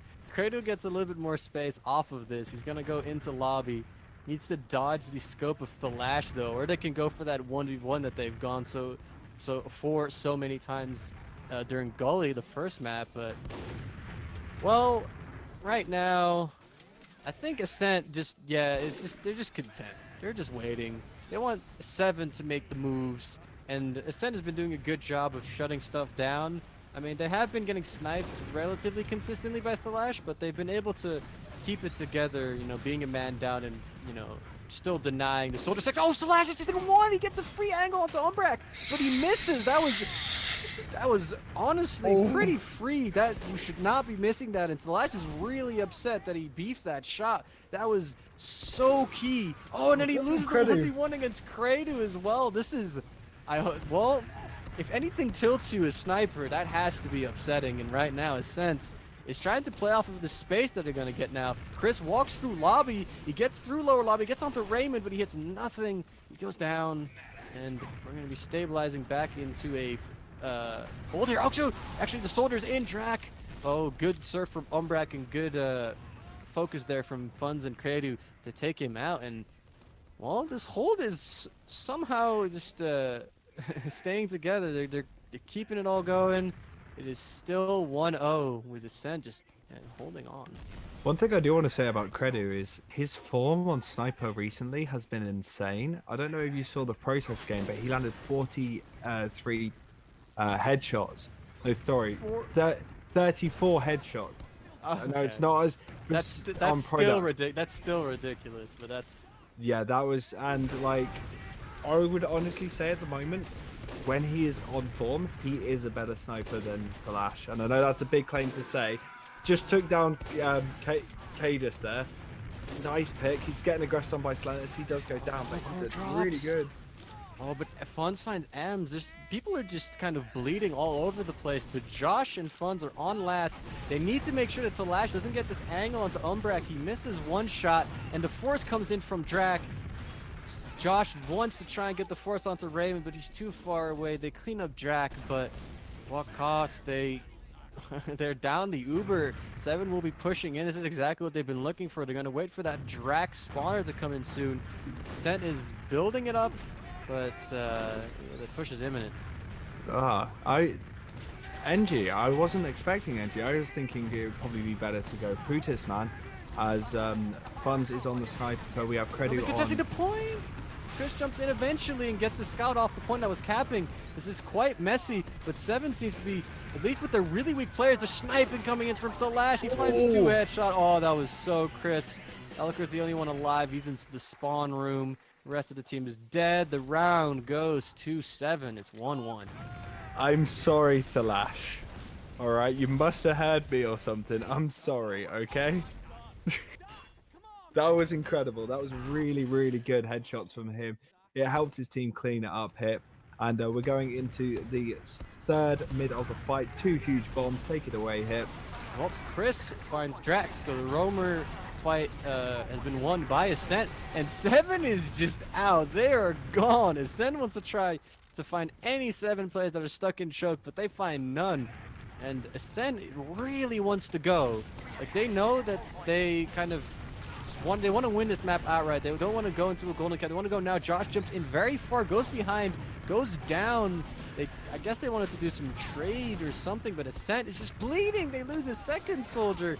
Now they have to back off. They just need to run as fast as they can, and the scout gets in onto Umbrak, forces it off. Se7en disperses into second. Everyone just out. None of the Ascent players can do anything with this Uber. Se7en goes into mid. Credo is behind. He's on to Raymond. He finds the force. So Ascent gets a free force into mid. And Ascent is on their second. And we do see Josh pushing forwards. It's been really sort of scrappy during this. And again, the scrappiness comes in. Oddbrock gets picked up by Arms. Arms get cleaned up at the end. But Hip, like, Ascent need to get back in control. For them to equalize this, they're losing control. You can see Se7en are digging their claws in and getting control of this game. Trying to do it right now. They have number ad right now, and they're just going in, collapsing on everyone. But the scouts from Se7en are just cleaning everybody up, even when it's only 3 DM classes and 5 for Ascent. It's not quite working out. Umbrak does spawn. They did find the Raymond frag, so it's going to be advantage for Ascent. But Se7en capping up mid right now, and with their spawns, they might be able to take second as well. Yeah, they're really unfortunate with, you know, their positioning at the moment for Ascent. They're losing players where they shouldn't be. Se7en are just playing really proficiently right now during this whole section. They are controlling the pace. Do see players drop down here. Just Credu going down. Thalash just pounding with the rest of his team. Cadus getting picked up by Elikor in the end. We're really close right now. Only 2 players left for Se7en. Fun's really found those cleanup frags on the left side, and he's trying to go to chase onto Solentes, but they have to eventually give that up. They're just gonna cap up mid. I'm just amazed that they've even gone onto mid. Like, Ascent seemed like they were gonna get rolled straight into last, but they're somehow here on mid, which is actually an improvement from where they were about a minute ago. So they're here on mid. They've moved up 1 point closer to the last point of Se7en. It is another stalemate, but it is 1-1, and while it's not ideal to play golden cap, I mean, Ascent is technically up a point, or, you know, a capture point, so they have the perceived advantage in this round as Chris in PC wants to try and get a sack play in, goes down to Ams, and I guess it's probably going to be stabilizing whenever this sack from Se7en comes in, which will be whenever, which is Drac in PC, trying to walk through, Ams through choke, trying to try his own best at getting through, but neither get through. Drac actually now finally gets in, as I said, it didn't get through. Ams decides that he wants to go in as well and die, because that's, you know, the logical thing to do. Se7en now, as no soldiers, Ascent are walking straight into second here. No one from Se7en really just attempting to contest, except for Solentes, but he has to walk his medic out. He barely survives, and Ascent is now in control of the second point of Se7en. Yeah, the really good push from them. I get where Se7en were going with that, but the fact they lost Arms and Drac just meant that they gave up second with that. And it does mean that even though it's equal, Ascent have got a good position to push forwards. They just need to find a decent pick with the sack. We have got Thalash on Spy though, so he may be looking for off classes. Oh, he's gone to Sniper now, and Drac gets picked up, but he takes Funs down first. Ooh, headshot from Thalash. Ascent only 4 players up. They're gonna have to hold outside here. Se7en can't really push out with the setup they have. They have a sniper and NG, so they only really have a soldier to demo. Oh, but the soldier finds the force onto Umbrak. Thalash also finds Chris. And this is the force for Se7en. Ascent on second with nothing they can really do. They get the force onto Raymond though, and they leave with only losing Credu. So that is gonna stay on last on that NG class. in case a back cap attempt from Ascent comes in. Ascent wants to contest second here as they find the frag on Takedas. There's only 2 players left on second here. Drac in top lobby gets taken out, gets cleaned up by Funds and Elocor. Josh wants to actually move into lobby here. He sees the lash who's going just straight through. He finds Chris just pushing wherever he damn pleases. Funds in a 1-1 against the lash, trying to block the point. The lash going down. Ams wants to contest the point as well, but he's going to go down as well. Raymond goes down on last. Ascent is going to be going in 5v3. It's Solantis, Cadis, and Drac to hold this last point against the incoming legion of Ascent players. The gun goes down. Elocor putting stickies on the right spawn door. Scouts are on the point, and that's going to be it. Ascent goes up a second round. It's 2-1. Oh, that was really, really good. They used their opportunities really nicely there. They knew when to back out, and the moment they backed out, they knew that they could come back in. They managed to pick off Drac. They managed to start picking off players, and once they got onto that last point, they were in such an advantageous position. Hip, there's nothing Se7en could have done. Let's take it away with the 4th mid, my friend. Yes, 4th mid, 2-1. Ascent in the lead. Let's see what they can do on this mid, though. Se7en really wants to win this mid to try and not lose, or to keep control of this map, to not lose it, but Drac goes down early. Ascent kind of ready to back off in case this mid goes south. Umbrak kind of just holding very passively, but his team is just destroying Josh. And Elocor find 2 frags in choke as Se7en tries to back out. The Lash finds a chasing Chris, but Ascent tries to move through choke here. They need to clean up Ams here in sewers, though. Ams finds Kredu, but eventually loses his life. Se7en is going to stay on second here. They don't want to give this up. They can't give up too much positioning, or Ascent will just stalemate this to a win. Salash goes down, though, to Elocor. Josh is sitting on second, trying to stand his ground, but the rest of his team is kind of out of this. Funds in a 1v1 against Drac. Gets an arrow. Kate is trying to jump through choke. Fails to. Josh still in choke, just sitting here. Oh, in the pipe! Lands onto Raven. He drops his Uber. It's 1.5 minutes left. Ascent moving through choke now with their Uber advantage, though. Se7en's going to try to go for the flank, but Chris catches Ams. Cadis and Talash are going to go for this flank, though. They've overwhelmed Kratos. They're on mid now. But the Ascent players are quite sandwiched here. Umbrak is going to be forced in just a moment, but Josh finds Salash to hold the trap, though. Umbrak did not see Drac jumping through choke. It's just Funds and Josh on mid as Kate is walking through PC. Wants to get on mid early, but Funds just doesn't want to let him. But Josh going down in choke. Ascent slowly losing grip of mid here. They're going to be giving this up. Kredu on sniper and Se7en capping mid. Whew. And take a breath, my friend. That was some intense. Lots of stuff happened. There was a lot of back and forth going on there.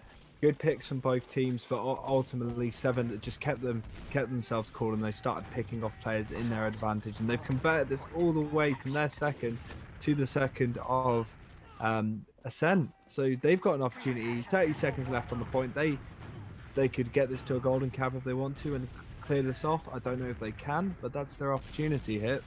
Yeah, well, they have the Uber almost up. It's 20 seconds left. They're going to go lobby left here. Kate is flying through, gets completely denied by the sentry gun, but the rest of the Uber players are going to go onto Kredu and Umbrak. They find both of them. The combo completely down. 10 seconds left. The gun is the only one really contesting the point. Chris and Josh both jump onto it. All the 7 players are falling. It's just Drac and Raymond. Drac goes down. Raymond in 1 is the only one around. He can't do anything.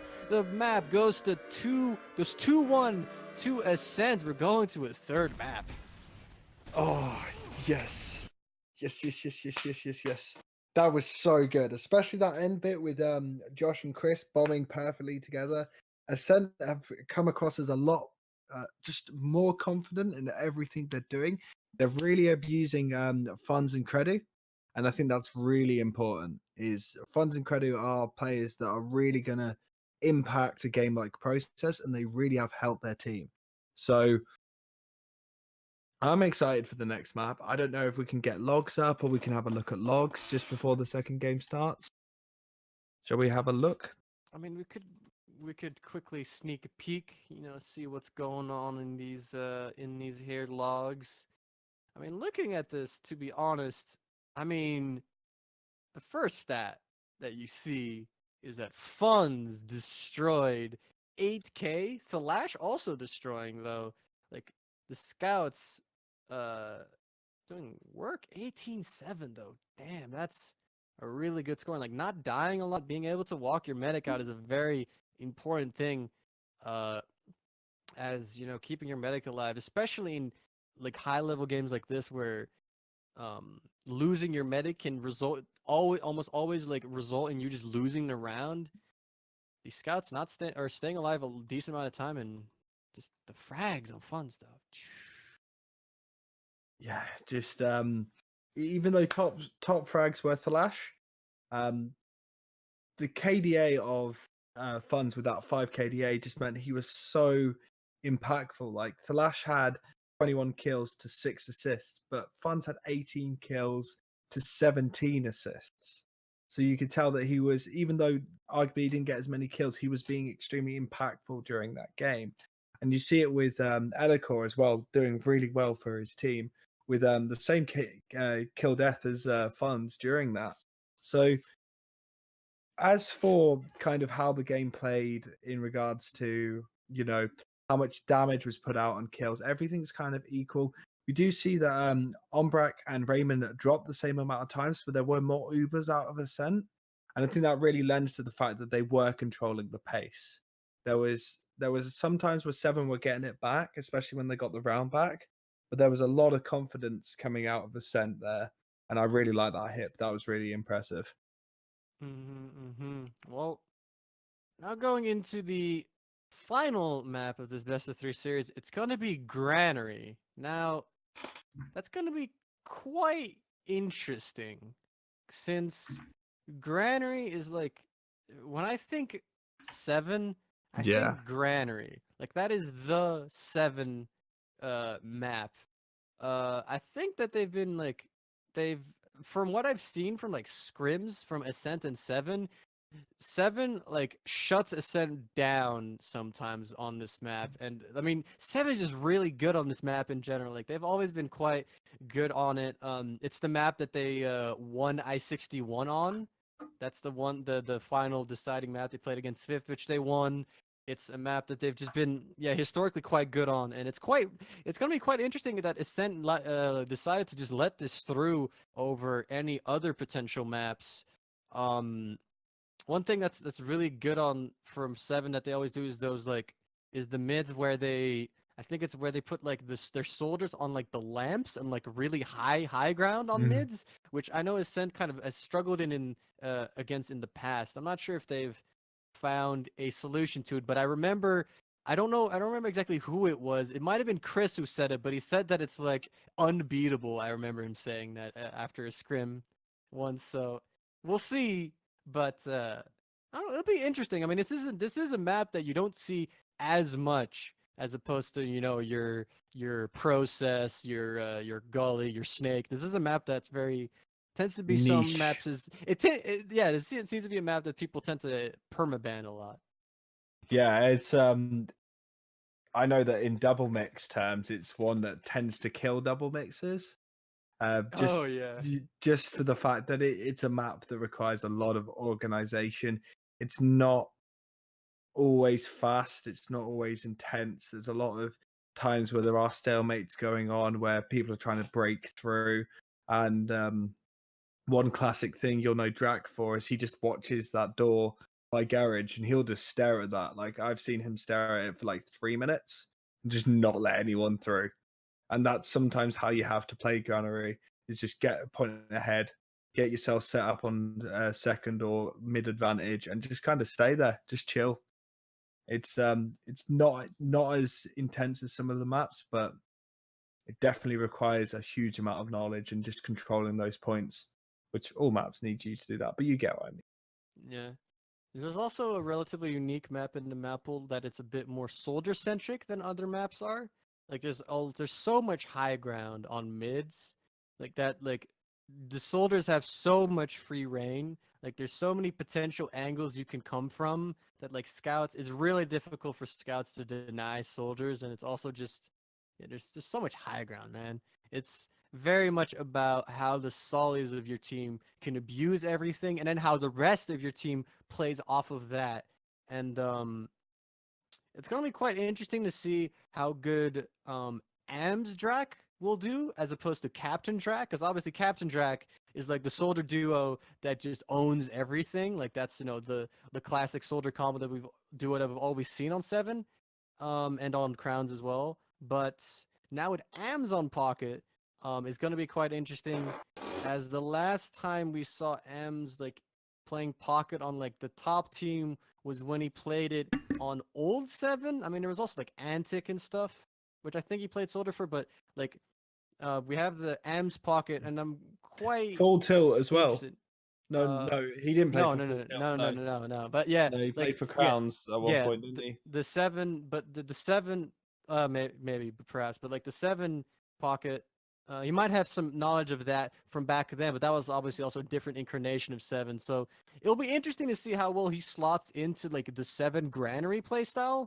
We'll see. But obviously Chris and Josh are gonna have a lot of experience playing against the old Seven, with Captain obviously. So we'll see if this will really be a test for Ams about how well he slots into this team as a pocket, and how well Ascent has learned from playing against Seven's Granary. And if they beat him on this map, like of all maps, if they beat him on this map, that would be very impressive. Like that would be the most impressive way to beat him. But we'll see.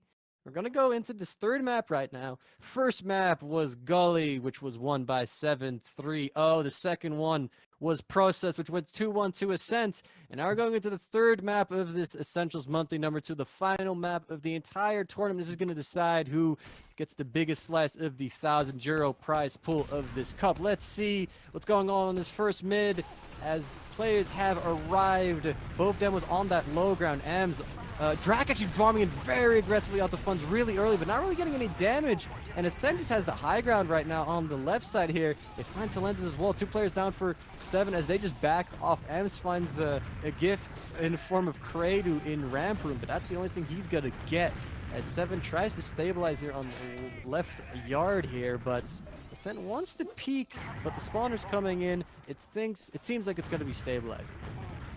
Yeah, really fast rollout from Captain at the start of that. And the Drac bomb was really good, but he wasn't able to connect it that well, and Funds was able to clean him off. It just got into a really comfortable position. But I don't know if you just saw that. Paydus just got on Brack. Well, that is not exactly what you're looking for. It's just Elicor and Chris on mid. They're just run. Yeah, they're backing off. This is really unfortunate that just happens like that. Like you start with winning the mid and then you immediately drop, killing all the momentum. But we'll see what Seven's gonna do right now. Kratos gonna be in forward spawn. He's gonna try and see if he can find anybody on the balcony here. The extended balcony, as this is the new granary as opposed to the old granary. So just a minor change here on yard, but Josh and Chris find a force onto Raymond. They want to go through Z here and see if they can catch the combo off guard, but Ombrak, Elicor Funds, they have backed off straight into last. 7 has to be content just capping this point off, and they're going to have to meet this Uber from Ascent in, well, the near future. Yeah, and 7 just taking control of the pace of the game, really not what Ascent want. They've got points converted in a really nice way, and they've got second. They can kind of relax now. They know that the Uber is probably in the advantage of Ascent, which they look like they're going to push in if you want to take that away. Yeah, well, they're moving on through to the left side here. Drag is on top, trying to fight a soldier. He was in a good position to potentially force Umbrak, but he goes down. The pop is now in. Funds chasing Raymond. Raymond getting his Uber just in time. Umbrak and Funds are going to get completely caught by this Uber. Silenzas and Cadus did go down, so there are a bunch of fragging classes down for 7 as Ascent will take control of the yard here, but Talash killing Elicor throws a spanner in that as 7 now moving back in. Kradu is hiding by that little ammo pack. He does get behind 7. He's onto Raymond. Oh, Ams jumps past him, doesn't actually see him. There's Raymond. He gets 1 shot, gets 2. Raymond is dead. The medic is gone for 7. 7 does cap the point, but the Uber advantage is gonna be for Ascent. Yeah, really good from Kradu there, transferring that over, giving them the advantage they need on this last hold. Just means that they can be a little bit more aggressive than they usually would be defending this, maybe even try push it out. They know that they've got the numbers and the ability to kind of, even if it's a prolonged fight, they can pop the Uber way before Se7en, and they are looking like they're taking the second point, but the re-aggression is coming out of Se7en here. And what are we gonna do? Yeah, they really want to try and cap the point, but they're getting spammed so hard, and without the Uber, they don't really want to just commit to facing any of the 7 players. But the 7 players are just feeding. The flank goes, one of the flank players goes down in form of Drac, and Se7en is aggressing straight over the point, just goes down for little to no reason. As Se7en now on mid, they have an extra spawner that they can potentially meet Ascent with, but Kate is very weak. Funds just chases him down. He's against the lash now. Wins that 1v1 too. There goes Raymond as well. The scouts is going absolutely nuclear as Raymond and Se7en go down. Ams tries to get onto Umbrak. He fails to do so. Track is the last player left, and Ascent caps up mid. Ascent, Funds, and Credu just beamed everyone out of existence then. That was really good aggression by them. They were able to pick off players, and just, even though they went down, they did so much space creation for their team that they're able to relatively confidently get into a position to push into second. Well, it seems like Thalash is on heavy. He's already on last. Se7en is not believing in this at all. They basically just want to try and get a force onto the Ascent medic. It's looking like Ascent is just pushing with 5 people through Garage. They're taking really long. Nobody really wanted to just walk through and potentially risk their lives. They eventually find Silentes. Now they have to walk through. Ombreg with 60 HP is going to be forced to pop very early here on the right side. Cadis kind of caught. Elifer gets a lot of stickies on him. Cadis goes down. There's a heavy on the pipe here. Thalash just on that high ground, and it's kind of difficult for Ascent really to contest this heavy. They need to get any frags, but they're just committing. They find the frag eventually with the Ubers up for Raymond, but they find Drac as well. It's 3 players up, and Raymond wants to try and pop this for the perfect Uber, get all these frags. Silentes is going to be the one that receives this Uber, but Ascent has completely left this point. Funds is in, but he goes down. The Uber now fades. Elikor on the point alone. The rest of Ascent not really on the same page. Elikor going down. And Se7en is going to be pushing into second. Ascent doesn't have this Uber quite yet. Credu wants to go for a backup play, but gets caught. A lot of Ascent players actually going down, but Se7en capping it up. That was a really good milk by Raymond. He was just looking for opportunities to just crush the side of Ascent. He wasn't able to do it, but his decision making during that was really proficient, as so many players down for Ascent. This is really awkward. The Uber's just gone out for Ombrak, and he's going to get picked up by Silentes, and only Credu left for Ascent there, Hip. So that was really unfortunate for them. Oh, that's rough. Josh and Funds wanted to go through Z to go for an aggressive Uber, but Se7en peeked it at the same time, and Umbreg wasn't ready to pop, so he dropped both Funds and Josh. So that's really unfortunate for Ascent. Se7en walking through choke here for free. Ascent not really in position to try and get a force onto Raymond. So Ascent gives yard up. Se7en walking through Garage now. Josh meeting Cadis head on, trying to get some damage on him, trying to buy some time. There's a scout behind him. Kratos capping to point him. Silentes going to be going back and try to find that 1v1, but at the same time, Thalash and Drac go down on the point, and Credu just distracting Se7en here. Se7en in ramp room right now with their Uber, but Ascent just gets free space on yard. Se7en wants to deal with this scout, but they're not quite sure what they really want to do. They can't really give up mid because there's too much cap time on it.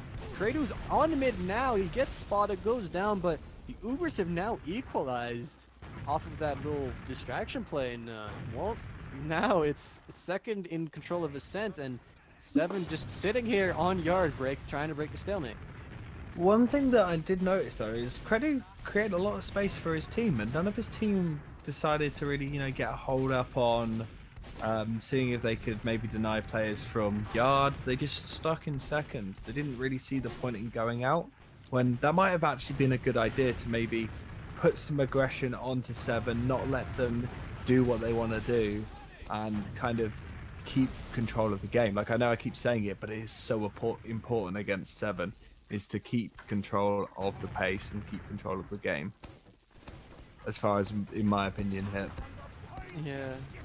It's definitely quite important. And Se7en wanted to take control of the game. They wanted to make a bit of a power play through Garage. They tried to just overwhelm the flank play from Ascent, which actually try to do again. And they find Chris. Josh finds the response onto Ams, though. The scout pushing him as well. Does not find that frag, but Ascent, I mean, they're keeping it together. They're not really just giving up control of this map right now.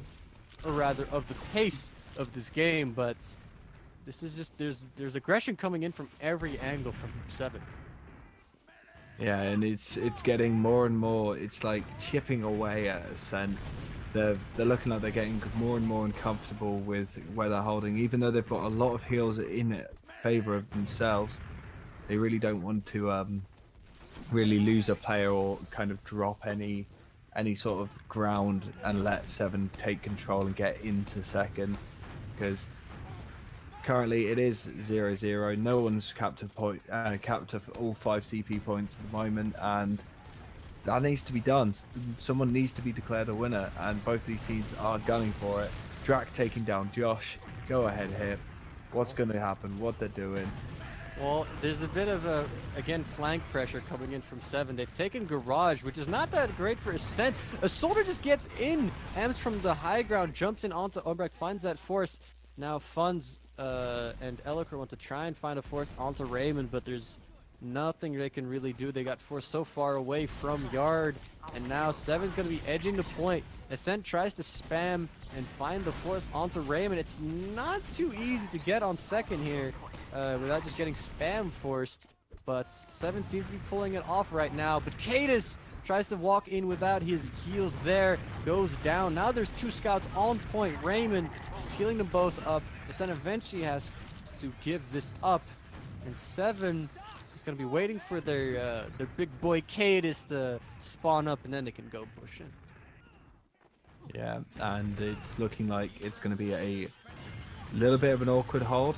There is 30% difference at the moment between the two teams on their Uber ad, but Credu's got the nice aggressive dispenser. Ah, Yeah, yes. You know, the aggressive dispenser. It's they're going to push now. Dispensers down. Here we go. No? Okay.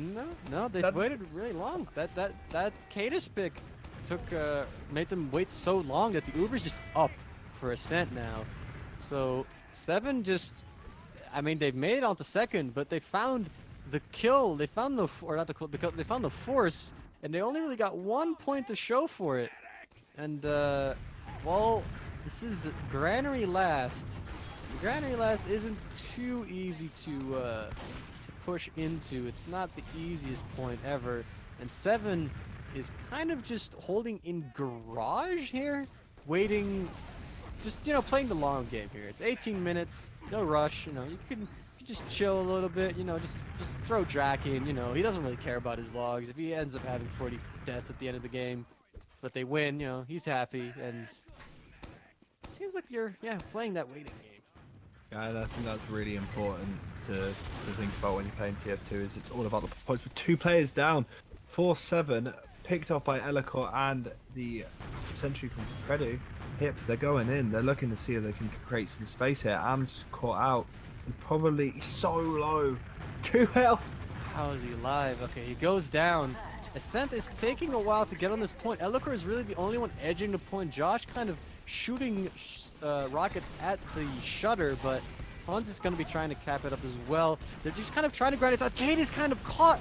Funds completely plays off of that damage, does go down, but there's no demo for Se7en here, so no stickies. Drax jumping in for the force onto Umbrak, but Drax gonna get cleaned up eventually by the sentry from Credu there. And Ascent wants to cap this point up right now, but they need to try and push this aggressively with this Uber, but they're getting collapsed upon. The Uber is in now. Ellicor goes down, slashes on the chase onto Umbrak. No heals for Ascent. The sentry is still up. Se7en tries to back out. They do that successfully. Funds gets a frag onto Ams, and Flash is dead as well. This is quite weak. Funds walks in again, finds Silentis. He's onto Cadis. Cadis caught. Raymond's caught. He gets a saw, but that's all he's gonna get. There's Chris with the cleanup, and Ascent just takes them all out. It's just Drac trying to contest second, but he has 60 HP. He's gonna try and go do some roamer shenanigans here with the health pack and going into Yard to see if he can find some frags, but Ascent It's pushed out of last. Really nice reaction from them. They saw the opportunity. They put their pace boots on and they went straight in. And it just means that they're able to kind of take control. I keep saying that word. I need to think of something else, but it's just so important right now. Is they need to get their pace going. They need to get the aggression going. The movement needs to go in. They're looking in ramp room to see if they can force anyone in. But yeah, it's going to stalemate at the moment. But no score on the point. Score on the board. Sorry. So no one is winning, but someone needs to make something happen.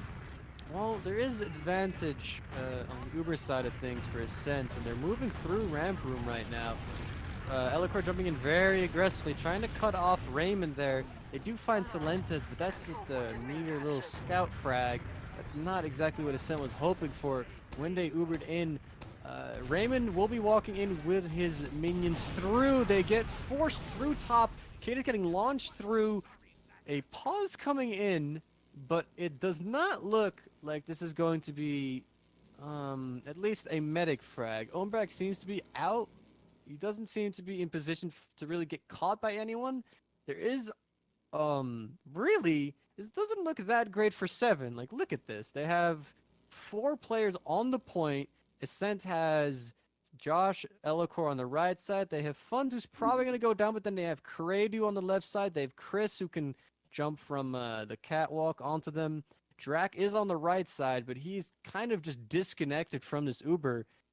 And at least from my perspective, this is looking like not that great of an Uber, unless like Slash goes huge. Yeah. Well, if like Funds is in a position to get cleaned up quite easily, if Thalash just gets beamed on and is able to just go clean up some players, it will be advantageous. But otherwise, it's quite a good situation for Ascent to maybe back off, lick their wounds, and come back in and clean up the Se7en players. But we'll see. Yeah, this Uber is only on 40% left, so it's only gonna last for like the next 1 or 2 seconds, and it seems like Cadis is getting most of this Uber while Ams and Thalash, his Uber is about to run out. So both of those players are gonna be killable players for the Ascent players. Funds is pretty much dead to rights, so he's basically like out of the picture here. But there's 5 Ascent players that none of the Se7en players, except for maybe Drac, if he somehow makes it through choke, can really be like, oh, it's really scary for Se7en. But yeah, this is the old grand old pause, waiting out. You know, someone probably disconnecting. Perhaps it's Cadis again. That happened on the first map as well. Could perhaps be his fault again. Maybe this is the tactical pause. Maybe he's yelling at his team. Maybe Ascent rolled this into last. Who knows? It's a mystery. We're going to be figuring out at the same time as you guys will. But For the time being, it's podcast time. oh, podcast time. Ooh, well, Oh, Raymond had to go pee apparently. that's our producer's theory. I'm not sure if the Oh, apparently that is what actually happened. Raymond has to pee. So this is the pee break. All right, 1 Um, sec. I'm going for a pee. Okay, all right. So I guess I'm alone now. You're stuck with me. I'm not sure if that is a cruel punishment or if that's definitely punishment. So I apologize for being stuck with me here, but yeah, this is really interesting though. Like this is really close. Like it's 0-0. It's about 14 minutes left, and it's been surprisingly dynamic. Like there's been a lot of even Uber stalemates, but it's been like getting resolved really quickly. It's not always because the teams are playing really well. You know, there's been some feeding going on, but like this is really close. And Ascent has been doing quite well when it comes to being able to get the better in those like really messy fights. And I mean, it's looking like they're gonna getting the win out of this fight. Whenever this unpause will come, you know, it's a mystery when that will happen. But I don't know. It's very interesting. I'm very excited for what will happen when this unpause does come in. Raymond's taking really long though, and Grumpy's already back, so I don't know what Raymond's doing. Maybe he's, I don't know, having some issues down there, but it's taken a while. I'm a speedrunner. It's fine. All right, yeah, I'll give you that. I guess you're allowed to if you're gonna take a pause and there's unlimited time, you're gonna take your time. You want to take Isn't it? all your time. Isn't it 5 minutes? I don't know. I don't know. I actually don't know if there are actual rules. Uh, I guess it's probably 5 minutes. I apologize to Henny, the tournament admin, for not knowing this. I have not read all the rules, so I unfortunately do not know. But what the pause rules are. But Raymond's taking his time. Let's just say that. I know. One thing I love about whenever, like, the last two pauses on this game, just there's so much theory crafting that can be done on what's going to happen next. Like the other one was in a really good position as well, where you're like, what actually are the teams going to try and do? And it could go really well for Se7en here, or it could fall apart. It matters. 45% left on Raymond's Uber. That's going to like wane out really quickly. So. It's definitely not ideal, this Uber for Se7en. Like you need to find frags like pronto. If the Lash managed to find the frag on funds early or like fast and then gets onto Umbrak, like they could salvage it. But if they don't find those frags, like they're gonna be completely boxed in. Like they're all on the middle point, and all the Ascent players are all around it. Like they are completely surrounded, basically. So it's quite scary. Though important to point out, as is important with most pauses, is that we are discussing this, but the important thing to note is that the pause did not happen in this point in the actual game, as like STV delay means that the pause happens at the same time as it actually happens in the actual server. So we are here waiting on a fight that just happened in one fluent motion. There's no actual pause within this fight. So there's no it's not like we're looking at, like it's not like Thalash is in this pause right now looking what he wants to do. Like he obviously does not get this 5-minute window to think about what he exactly wants to do within this fight, but still it's interesting to talk about it. And I don't know. I mean, these I'm just pauses, man. It's TF2, but yeah, at this point, I'm just trying to find that boat. Where was the boat? There was a boat on Oh, stream. oh, I No, I want to wanna see the find the- boat. It's in the skybox, but Is it? I think so. But if you have like a graphics config, it's not in your skybox, or well, not in your the normal thing. Like you can't see it normally. You have to go to the actual skybox part of the map to find the boat. Oh, I found it. Yeah, it's very interesting. Why? It's that's where they they ship everything, because this is where everything gets, this is the factory, This is the where granary. yeah, the granary. Well, a granary is a factory, so Yeah. don't correct me. I'm speaking the truth here. This is I'm where not stuff correcting you, but I'm saying it's a this is- granary. A granary this is where it gets processed, and then everything goes through all the machines, and then you got the boat to ship it away to wherever wherever this map is located, in whatever country this might be. Isn't most of TF2 set in Australia? I don't know. I have no clue. I don't know. I'm honestly not very familiar with TF2 lore, so Someone in chat correct me. Is it? Mission ends in 30 in case somebody has seconds. read all of the books, or not the books, the comics, probably knows. But Yeah. unfortunately, I do not, because I am. I don't know. It's unfortunate. Mission ends in 10 seconds. Oh, apparently TF2 is in New Mexico. 5, It's in the US. So the U.S. 2, I prefer it. I prefer it if it's in Australia, because then we could have like, I don't know, traps that are like spiders and stuff. I don't know. I mean, there are poisonous spiders in the U.S. Yeah, but they're not Australian level, are they? Like Australia is kind of terrifying for poisonous animals. Like I imagine it's not actually a problem, but we're talking about Australian animals on a TF2 competitive stream. I've just realised. I don't know anything about nature. I know more about TF2 than I actually probably know about like real life insects slash animals. I love fish. I'm into fish, as you can probably guess by my name. I'm probably know more Pokemon than I know actual species. So wait, I saw an unpause. So this is what they normally do. They unpause so that the player who disconnected can join back in. So this is a sign that they will be starting soon in quotation marks. I'm not 100% sure if this will be soon, but I would hope so. For a bit of a recap, so this is the third map of the final series. It's 0-0 right now. Neither team has a point. There is a second unpause that just happened. I'm not sure exactly why they're doing this to me, but they are. It's about 15 minutes left, so we're about the halfway point in this map. Yeah, it seems like Se7en is currently in this Uber.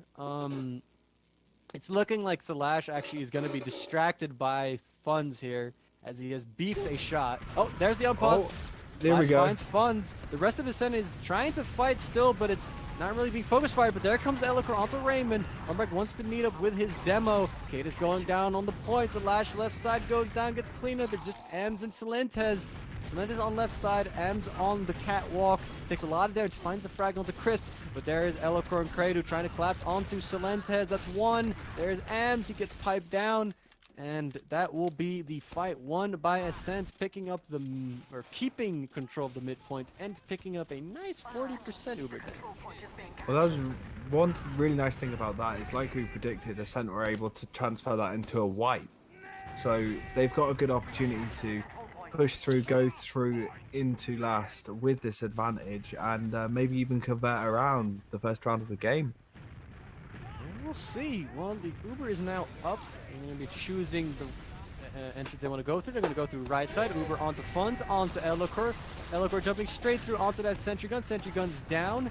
Uber is not going to be fading as Josh jumps into the Cadus very aggressively. The collapse onto the demo. Demo's down, but Talash out of the spawner as that heavy is taking or doing a lot of damage. But he goes down, gets focused down. It's 3v2. Raymond and Ams against the rest of Ascent. Ams actually on scout here, but he will not be able to pull it out. His scout debut will be no kills. It will be just a death as Ascent goes up one round.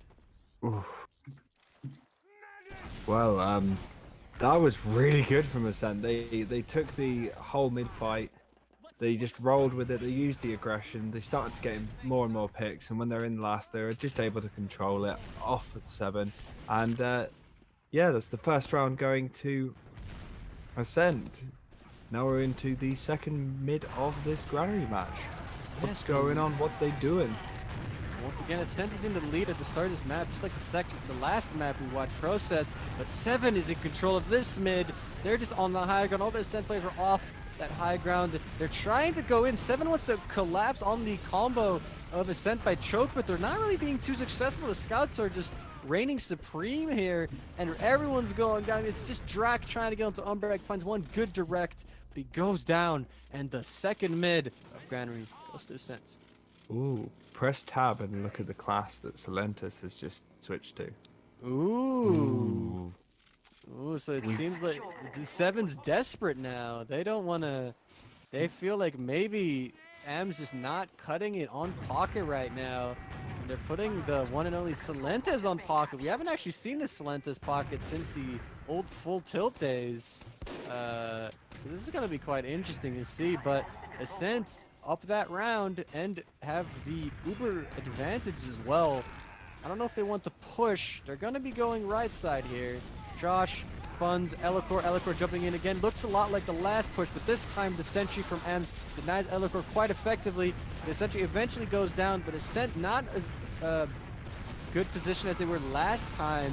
They're trying to collapse onto the combo again. They find 2, but they lose 3 of their own as Ams on the chase onto Umbrecht. Finds that frag. It's Elokor and Credo. Credo's already left. Elokor trying to find some pipes. He finds 1. Credo could re-aggress off of this as Cadis is in a 1v1. Credo's going to be going in. He's going to go and back off. He is actually out of there. He does not want to go for that pick. He's going to stay in yard. Maybe see if he can find a really dumb like hide play onto Raven, but he's getting stickied off, so he's going to be giving that up. Se7en successfully hold last. And Chris is watching drop down quite hilariously. Oh no, he's gone out drop down. He gets spotted by Drac. That would have been a really good play if no one saw him then. But Ascent, yeah, went really confidently in that Uber.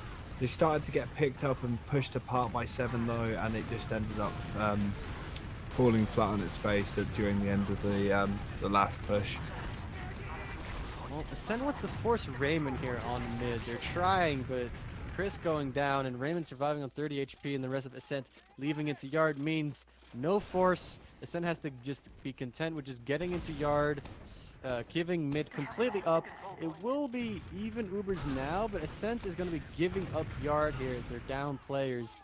So they're going to be stabilizing within second here, within lobby second, as Se7en wants to try and make their way through.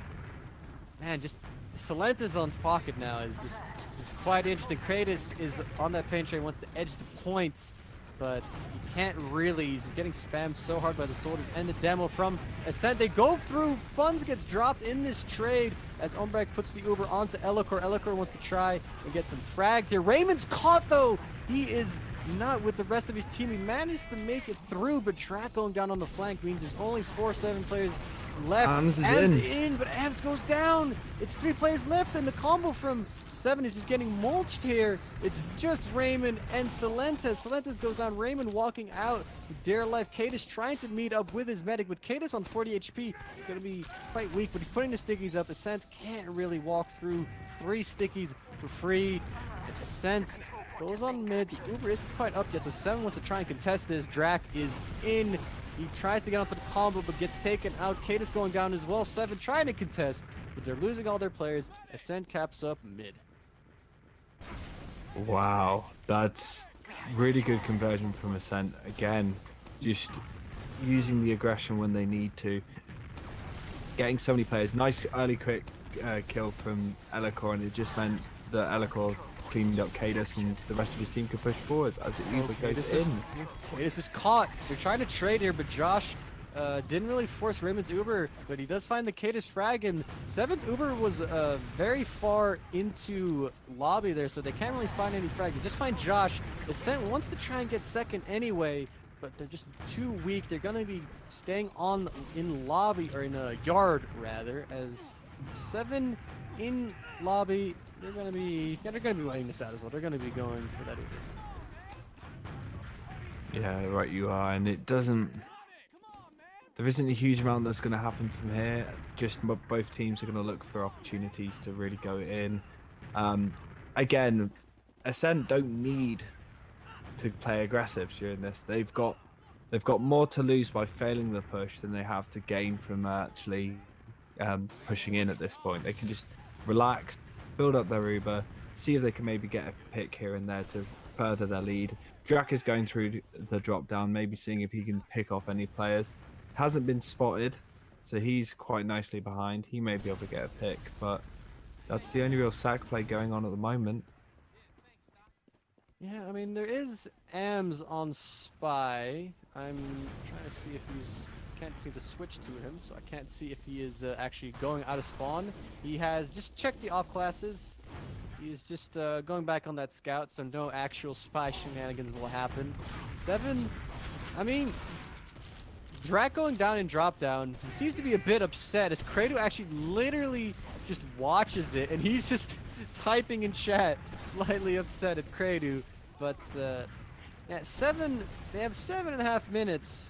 Huh, that's funny. They're trying to get into yard here, but right now they're not really showing any initiative. They're just kind of waiting for Ascent to potentially feed players in, and right now they're just sitting and just stabilizing. But Ascent can just hold this. Like, there's not much Se7en can really do outside of just like aggressing at some point to really find an opening. They can't just kind of wait here. But we'll see. They did get at least the control of the point itself. Like they can stand on point without really getting contested too much, as Ascent is holding very passively. But Ams went yeah. in deep, but he's got picked up by Cuddy. That's a dead boy. Boy be dead. He has passed away. He has ceased to be. Ams is gone from the map. He's gonna be spawning soon. Chris going for a sack goes down. Josh in a 1v1 against Drac trades. It is 4v4 and Se7en wants to move off of this as Ascent's hold on yard is quite weak now. They're walking in, but Ascent is still on left yard. Arcade is going for the trade right now. And it's coming in. They find funds though. Kredu has that Uber, but the players are down for Ascent. They're going to be giving up yard here. They're going to go into mid. Their spawners are to be coming up soon. Ams goes down. Kredu goes down. 2 players dead. 1 for each team. And Ascent forced out of mid as well. They're going to go into yard. But their spawners, they're now getting those forward spawners. There is someone behind. That seems to be Chris here in a 1v1 against Drac. Loses that. Goes down, loses his life. But Ascent on yard. Se7en trying to just do these dry pushes perhaps to just not even want to wait for these even Uber pushes. They're going to go through choke now. Salash is weak. Talentis is weak as well. They're trying to just take left yard. There's so many weak Ascent players that they can potentially clean up. They find Elokor, but Kredu finds Ams from behind. Kredu loses his life to Cadis eventually. And Ascent is in. They have committed to left yard. They're going to bust through. They find Silence, but Drac from right yard gets onto Umbrak. But Josh and Funds find Drac and Cadis. It's Salash and Raymond on mid. Actually, Salash is a spawner. He just met up with Raymond. Raymond now is going to get his Uber up. And Ascent are on mid, unable to really cap this up. I'm just walking in. Chris on the health pack, trying to go for a weird hide play. But, I mean, this is just so messy. Chris onto Raymond. Raymond is forced to pop. This is such a bad Uber for Se7en on mid. No one from Ascent on mid. Nothing they can really do. Ascent holding left yard. Se7en desperately tries to take right yard and try to bust through. They find Drax. The Lash finds Josh. 3 players up for Ascent. So messy. Se7en trying to walk through Z, getting spammed by Elokor.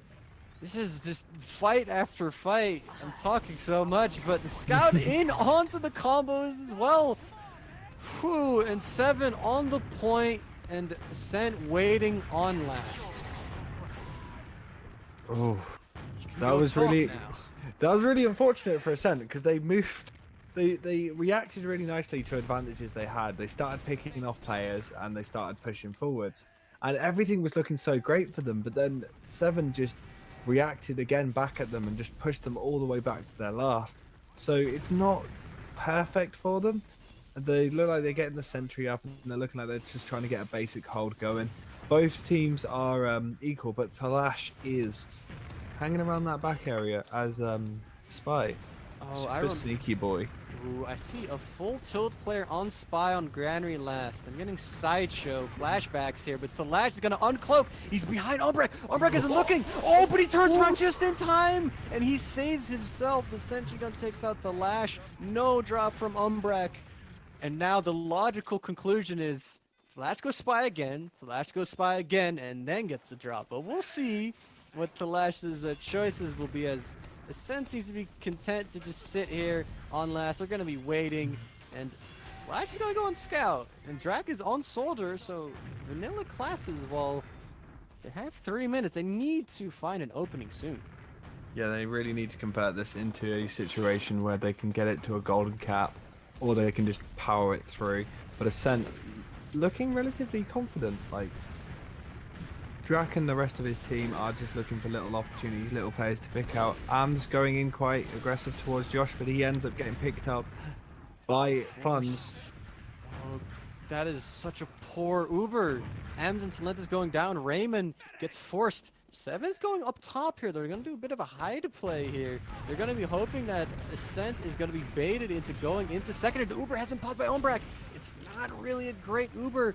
Eloquer can't really find anyone. Umbrecht forced to back off. Eloquer finds Celentis though, and Ascent is on second here, trying to find some frags. Slash onto Josh though. He's gonna go down. He's gonna lose his life. Josh gets caught on second, but the rest of Ascent backs off into last. Raymond not really having been healed too much, so it's not any ad for Se7en. They have better spawners, and they're gonna try to make their way through, but the sentry up. They're gonna deal with this dispenser on the right side. Cadis with AMS are gonna go in from right side, but they can't really do much. They get the gun down, but they lose AMS and Cadis. That is massive from Kradu and Chris.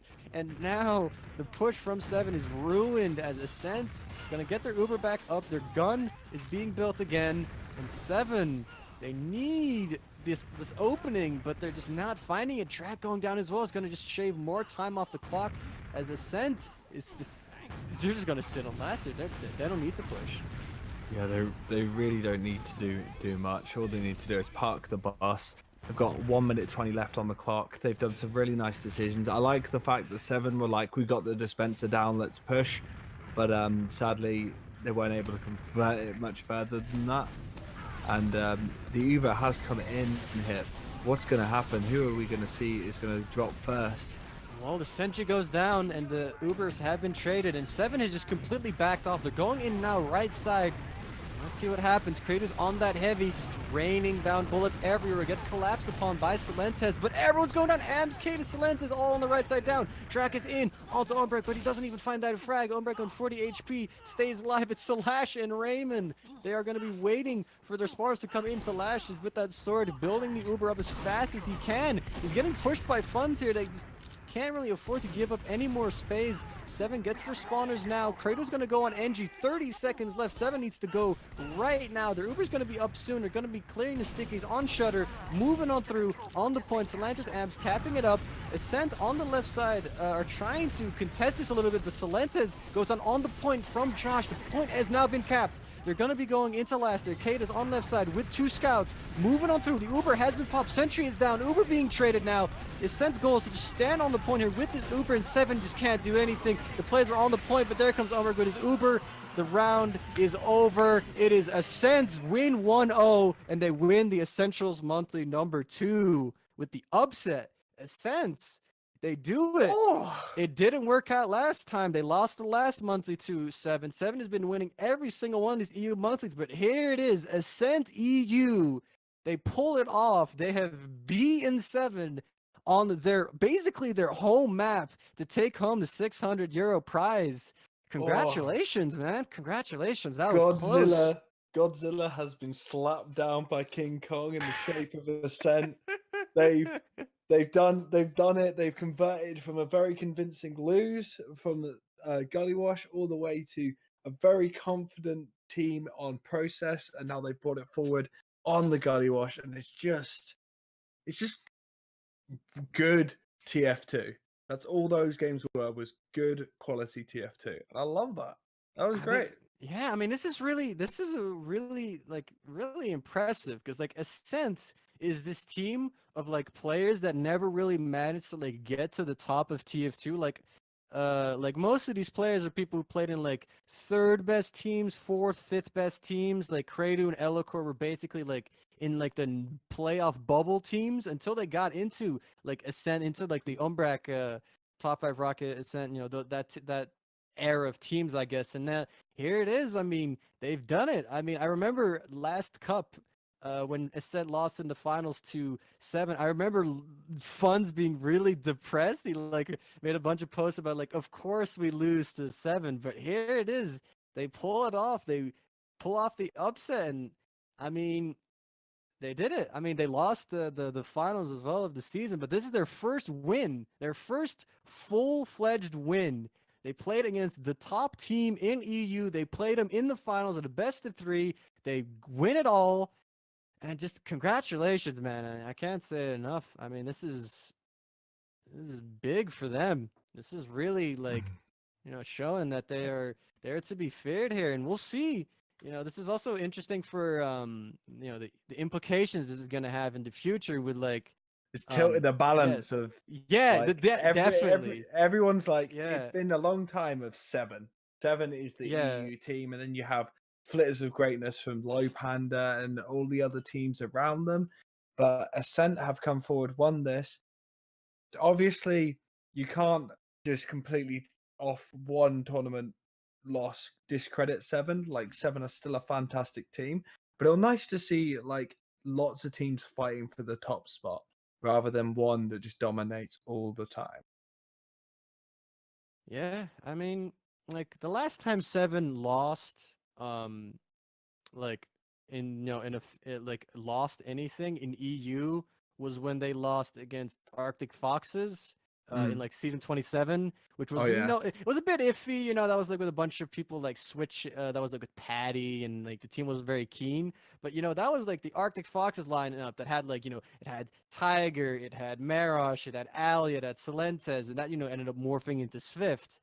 And that was, and those people are like top players. Like those are people that we see as like like the players that can potentially like, contest the Se7en players, like pure DM and just as a team as well. And now Ascent upsetting them. I mean, it's true. Funds Credu, they can match the Se7en scouts quite well. Chris, Josh have what it takes. Chris, the player who was picked up from a 5th place team last season to now beating Se7en in a best of 3, and an Elikor, best player from last season, but still getting 2nd place, and an Umbrak has been sticking around in the in this lineage of top 5 Rocket Nerd Rage Ascent. I mean, it's looking like I guess a proof of concept. This is like Yeah. it's work. The team is working, and they've done it. They've done it. Yeah. That's the culmination of all of this. They've done it, and yeah. One really nice thing is I wonder if we can get any interviews going. Oh, that would be If we can cool. have any chats with any of the players, if anyone wants to have a chit chat. We will see. We are trying to get some interviews right now. Let's see.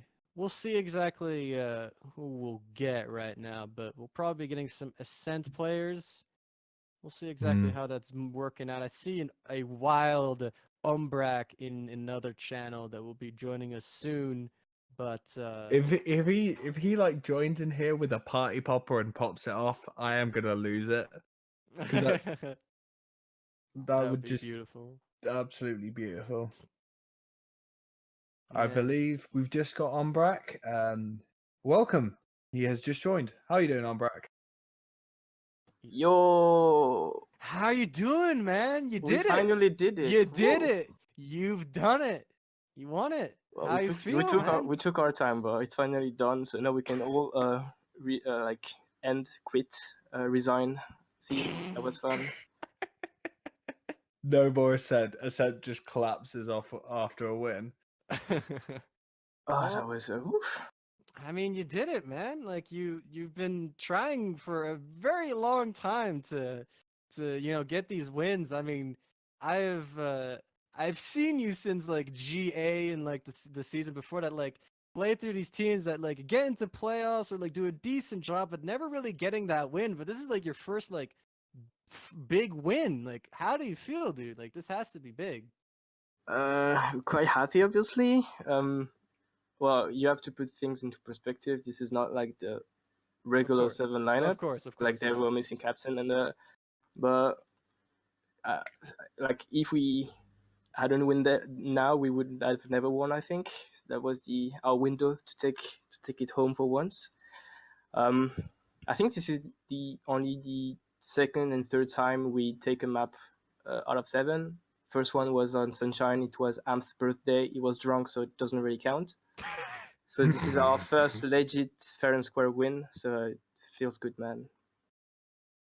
Yeah, and I can imagine like you must feel really proud of the team that you're a part of now, because like Hit was mentioning, a lot of the players in the team have kind of flitted around in Prem, but never been at the top, and now you've got the opportunity to kind of bring that further. Like you are a force to be reckoned with, and I think that always comes across in your team and how you guys play. I don't know if we are a force to be reckoned with. I still believe Se7en is the better team as of today. So Yeah, I'm not saying it as in you're the best now. I'm saying it as in you're a team that will turn heads. You'll be able Yeah. to go in and put on good games and have like all the games I've watched today with you guys were amazing games. They were really fun to watch, and you guys brought really good level of skill, DM, and just made it enjoyable for everyone to watch. Thank And you. I think that's something that we need more of. Is we need more teams to be a force to be reckoned with. We need teams to kind of turn heads, and I think you should be proud of your team for that.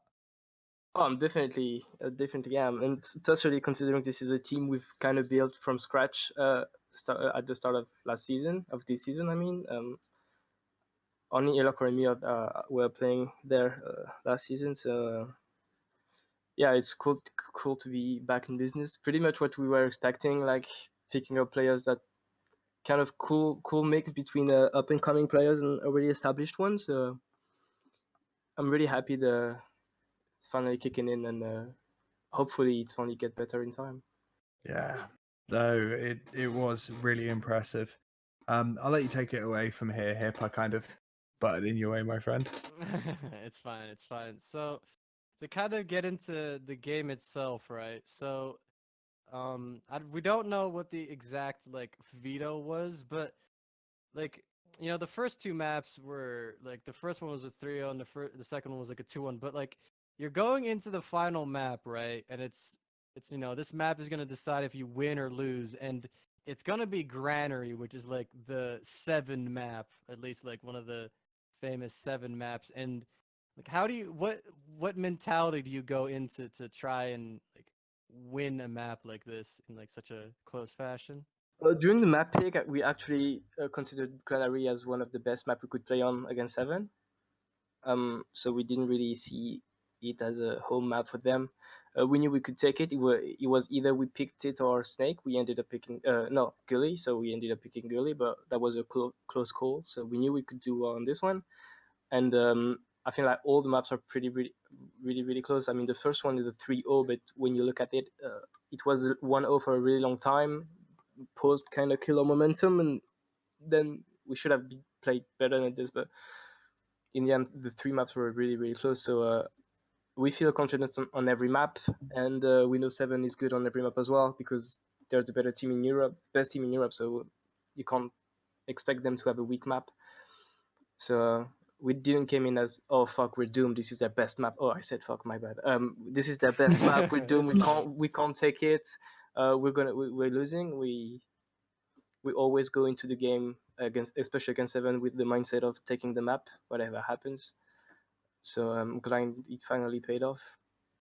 Well, now that yeah, so now that you've beaten, I mean, I guess a weaker lineup of Se7en. This is important to point out. I mean, I'm not here to imply that Ascent.EU will be the new like TF2 dynasty, but like, so like, how are things looking in the future of the Ascent camp? Like, will this win kind of solidify this roster as like like you guys are gonna commit like relatively long term as much as you can call long term in TF2?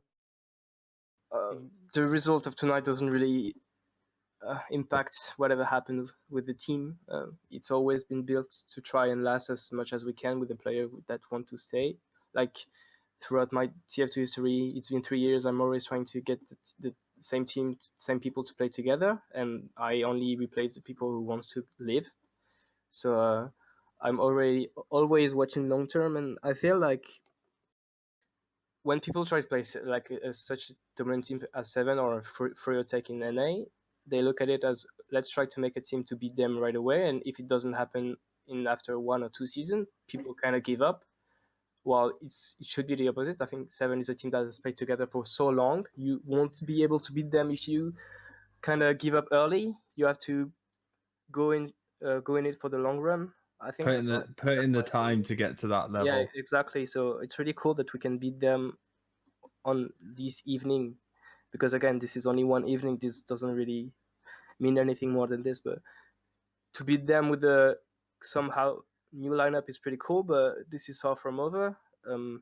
we'll see what we already know. People will have to quit at the end of the season, so we'll just see what happens. But I don't think people should read too much into this result.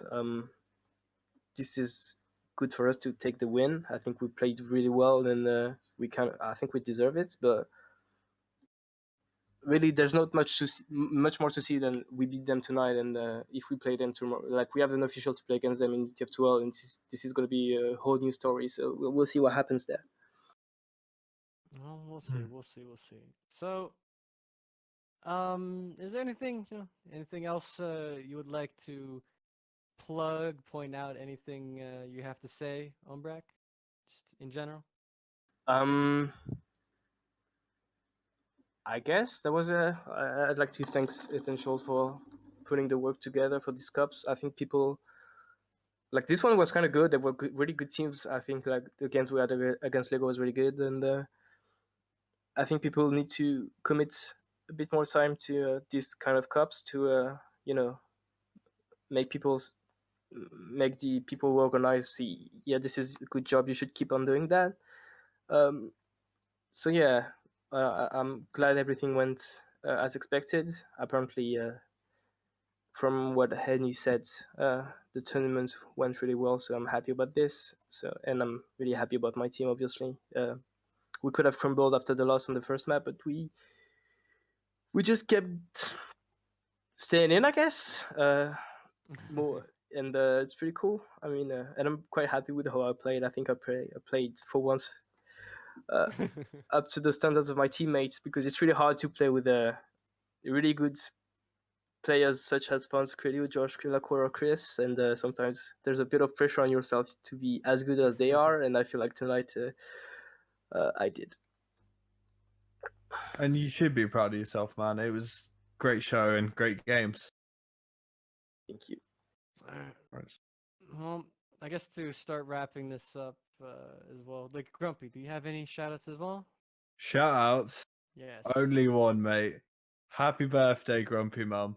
That's all I need to say. That's Beautiful, it. beautiful. That's It's it. yeah. All right. Well. Oh wait, was that my shout out? Oh yeah. You need some more shoutouts. Yeah. Oh, I didn't realize that was my shout out. Whoa. Slow the hell Keep down. going. Keep going. Okay, Keep so going. my shout out to my team for being insane.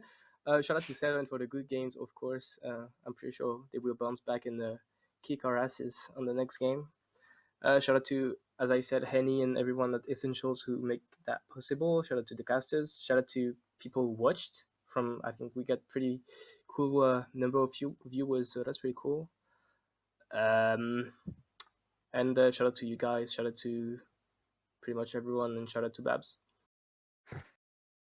All right. Well. And Kratos' dog.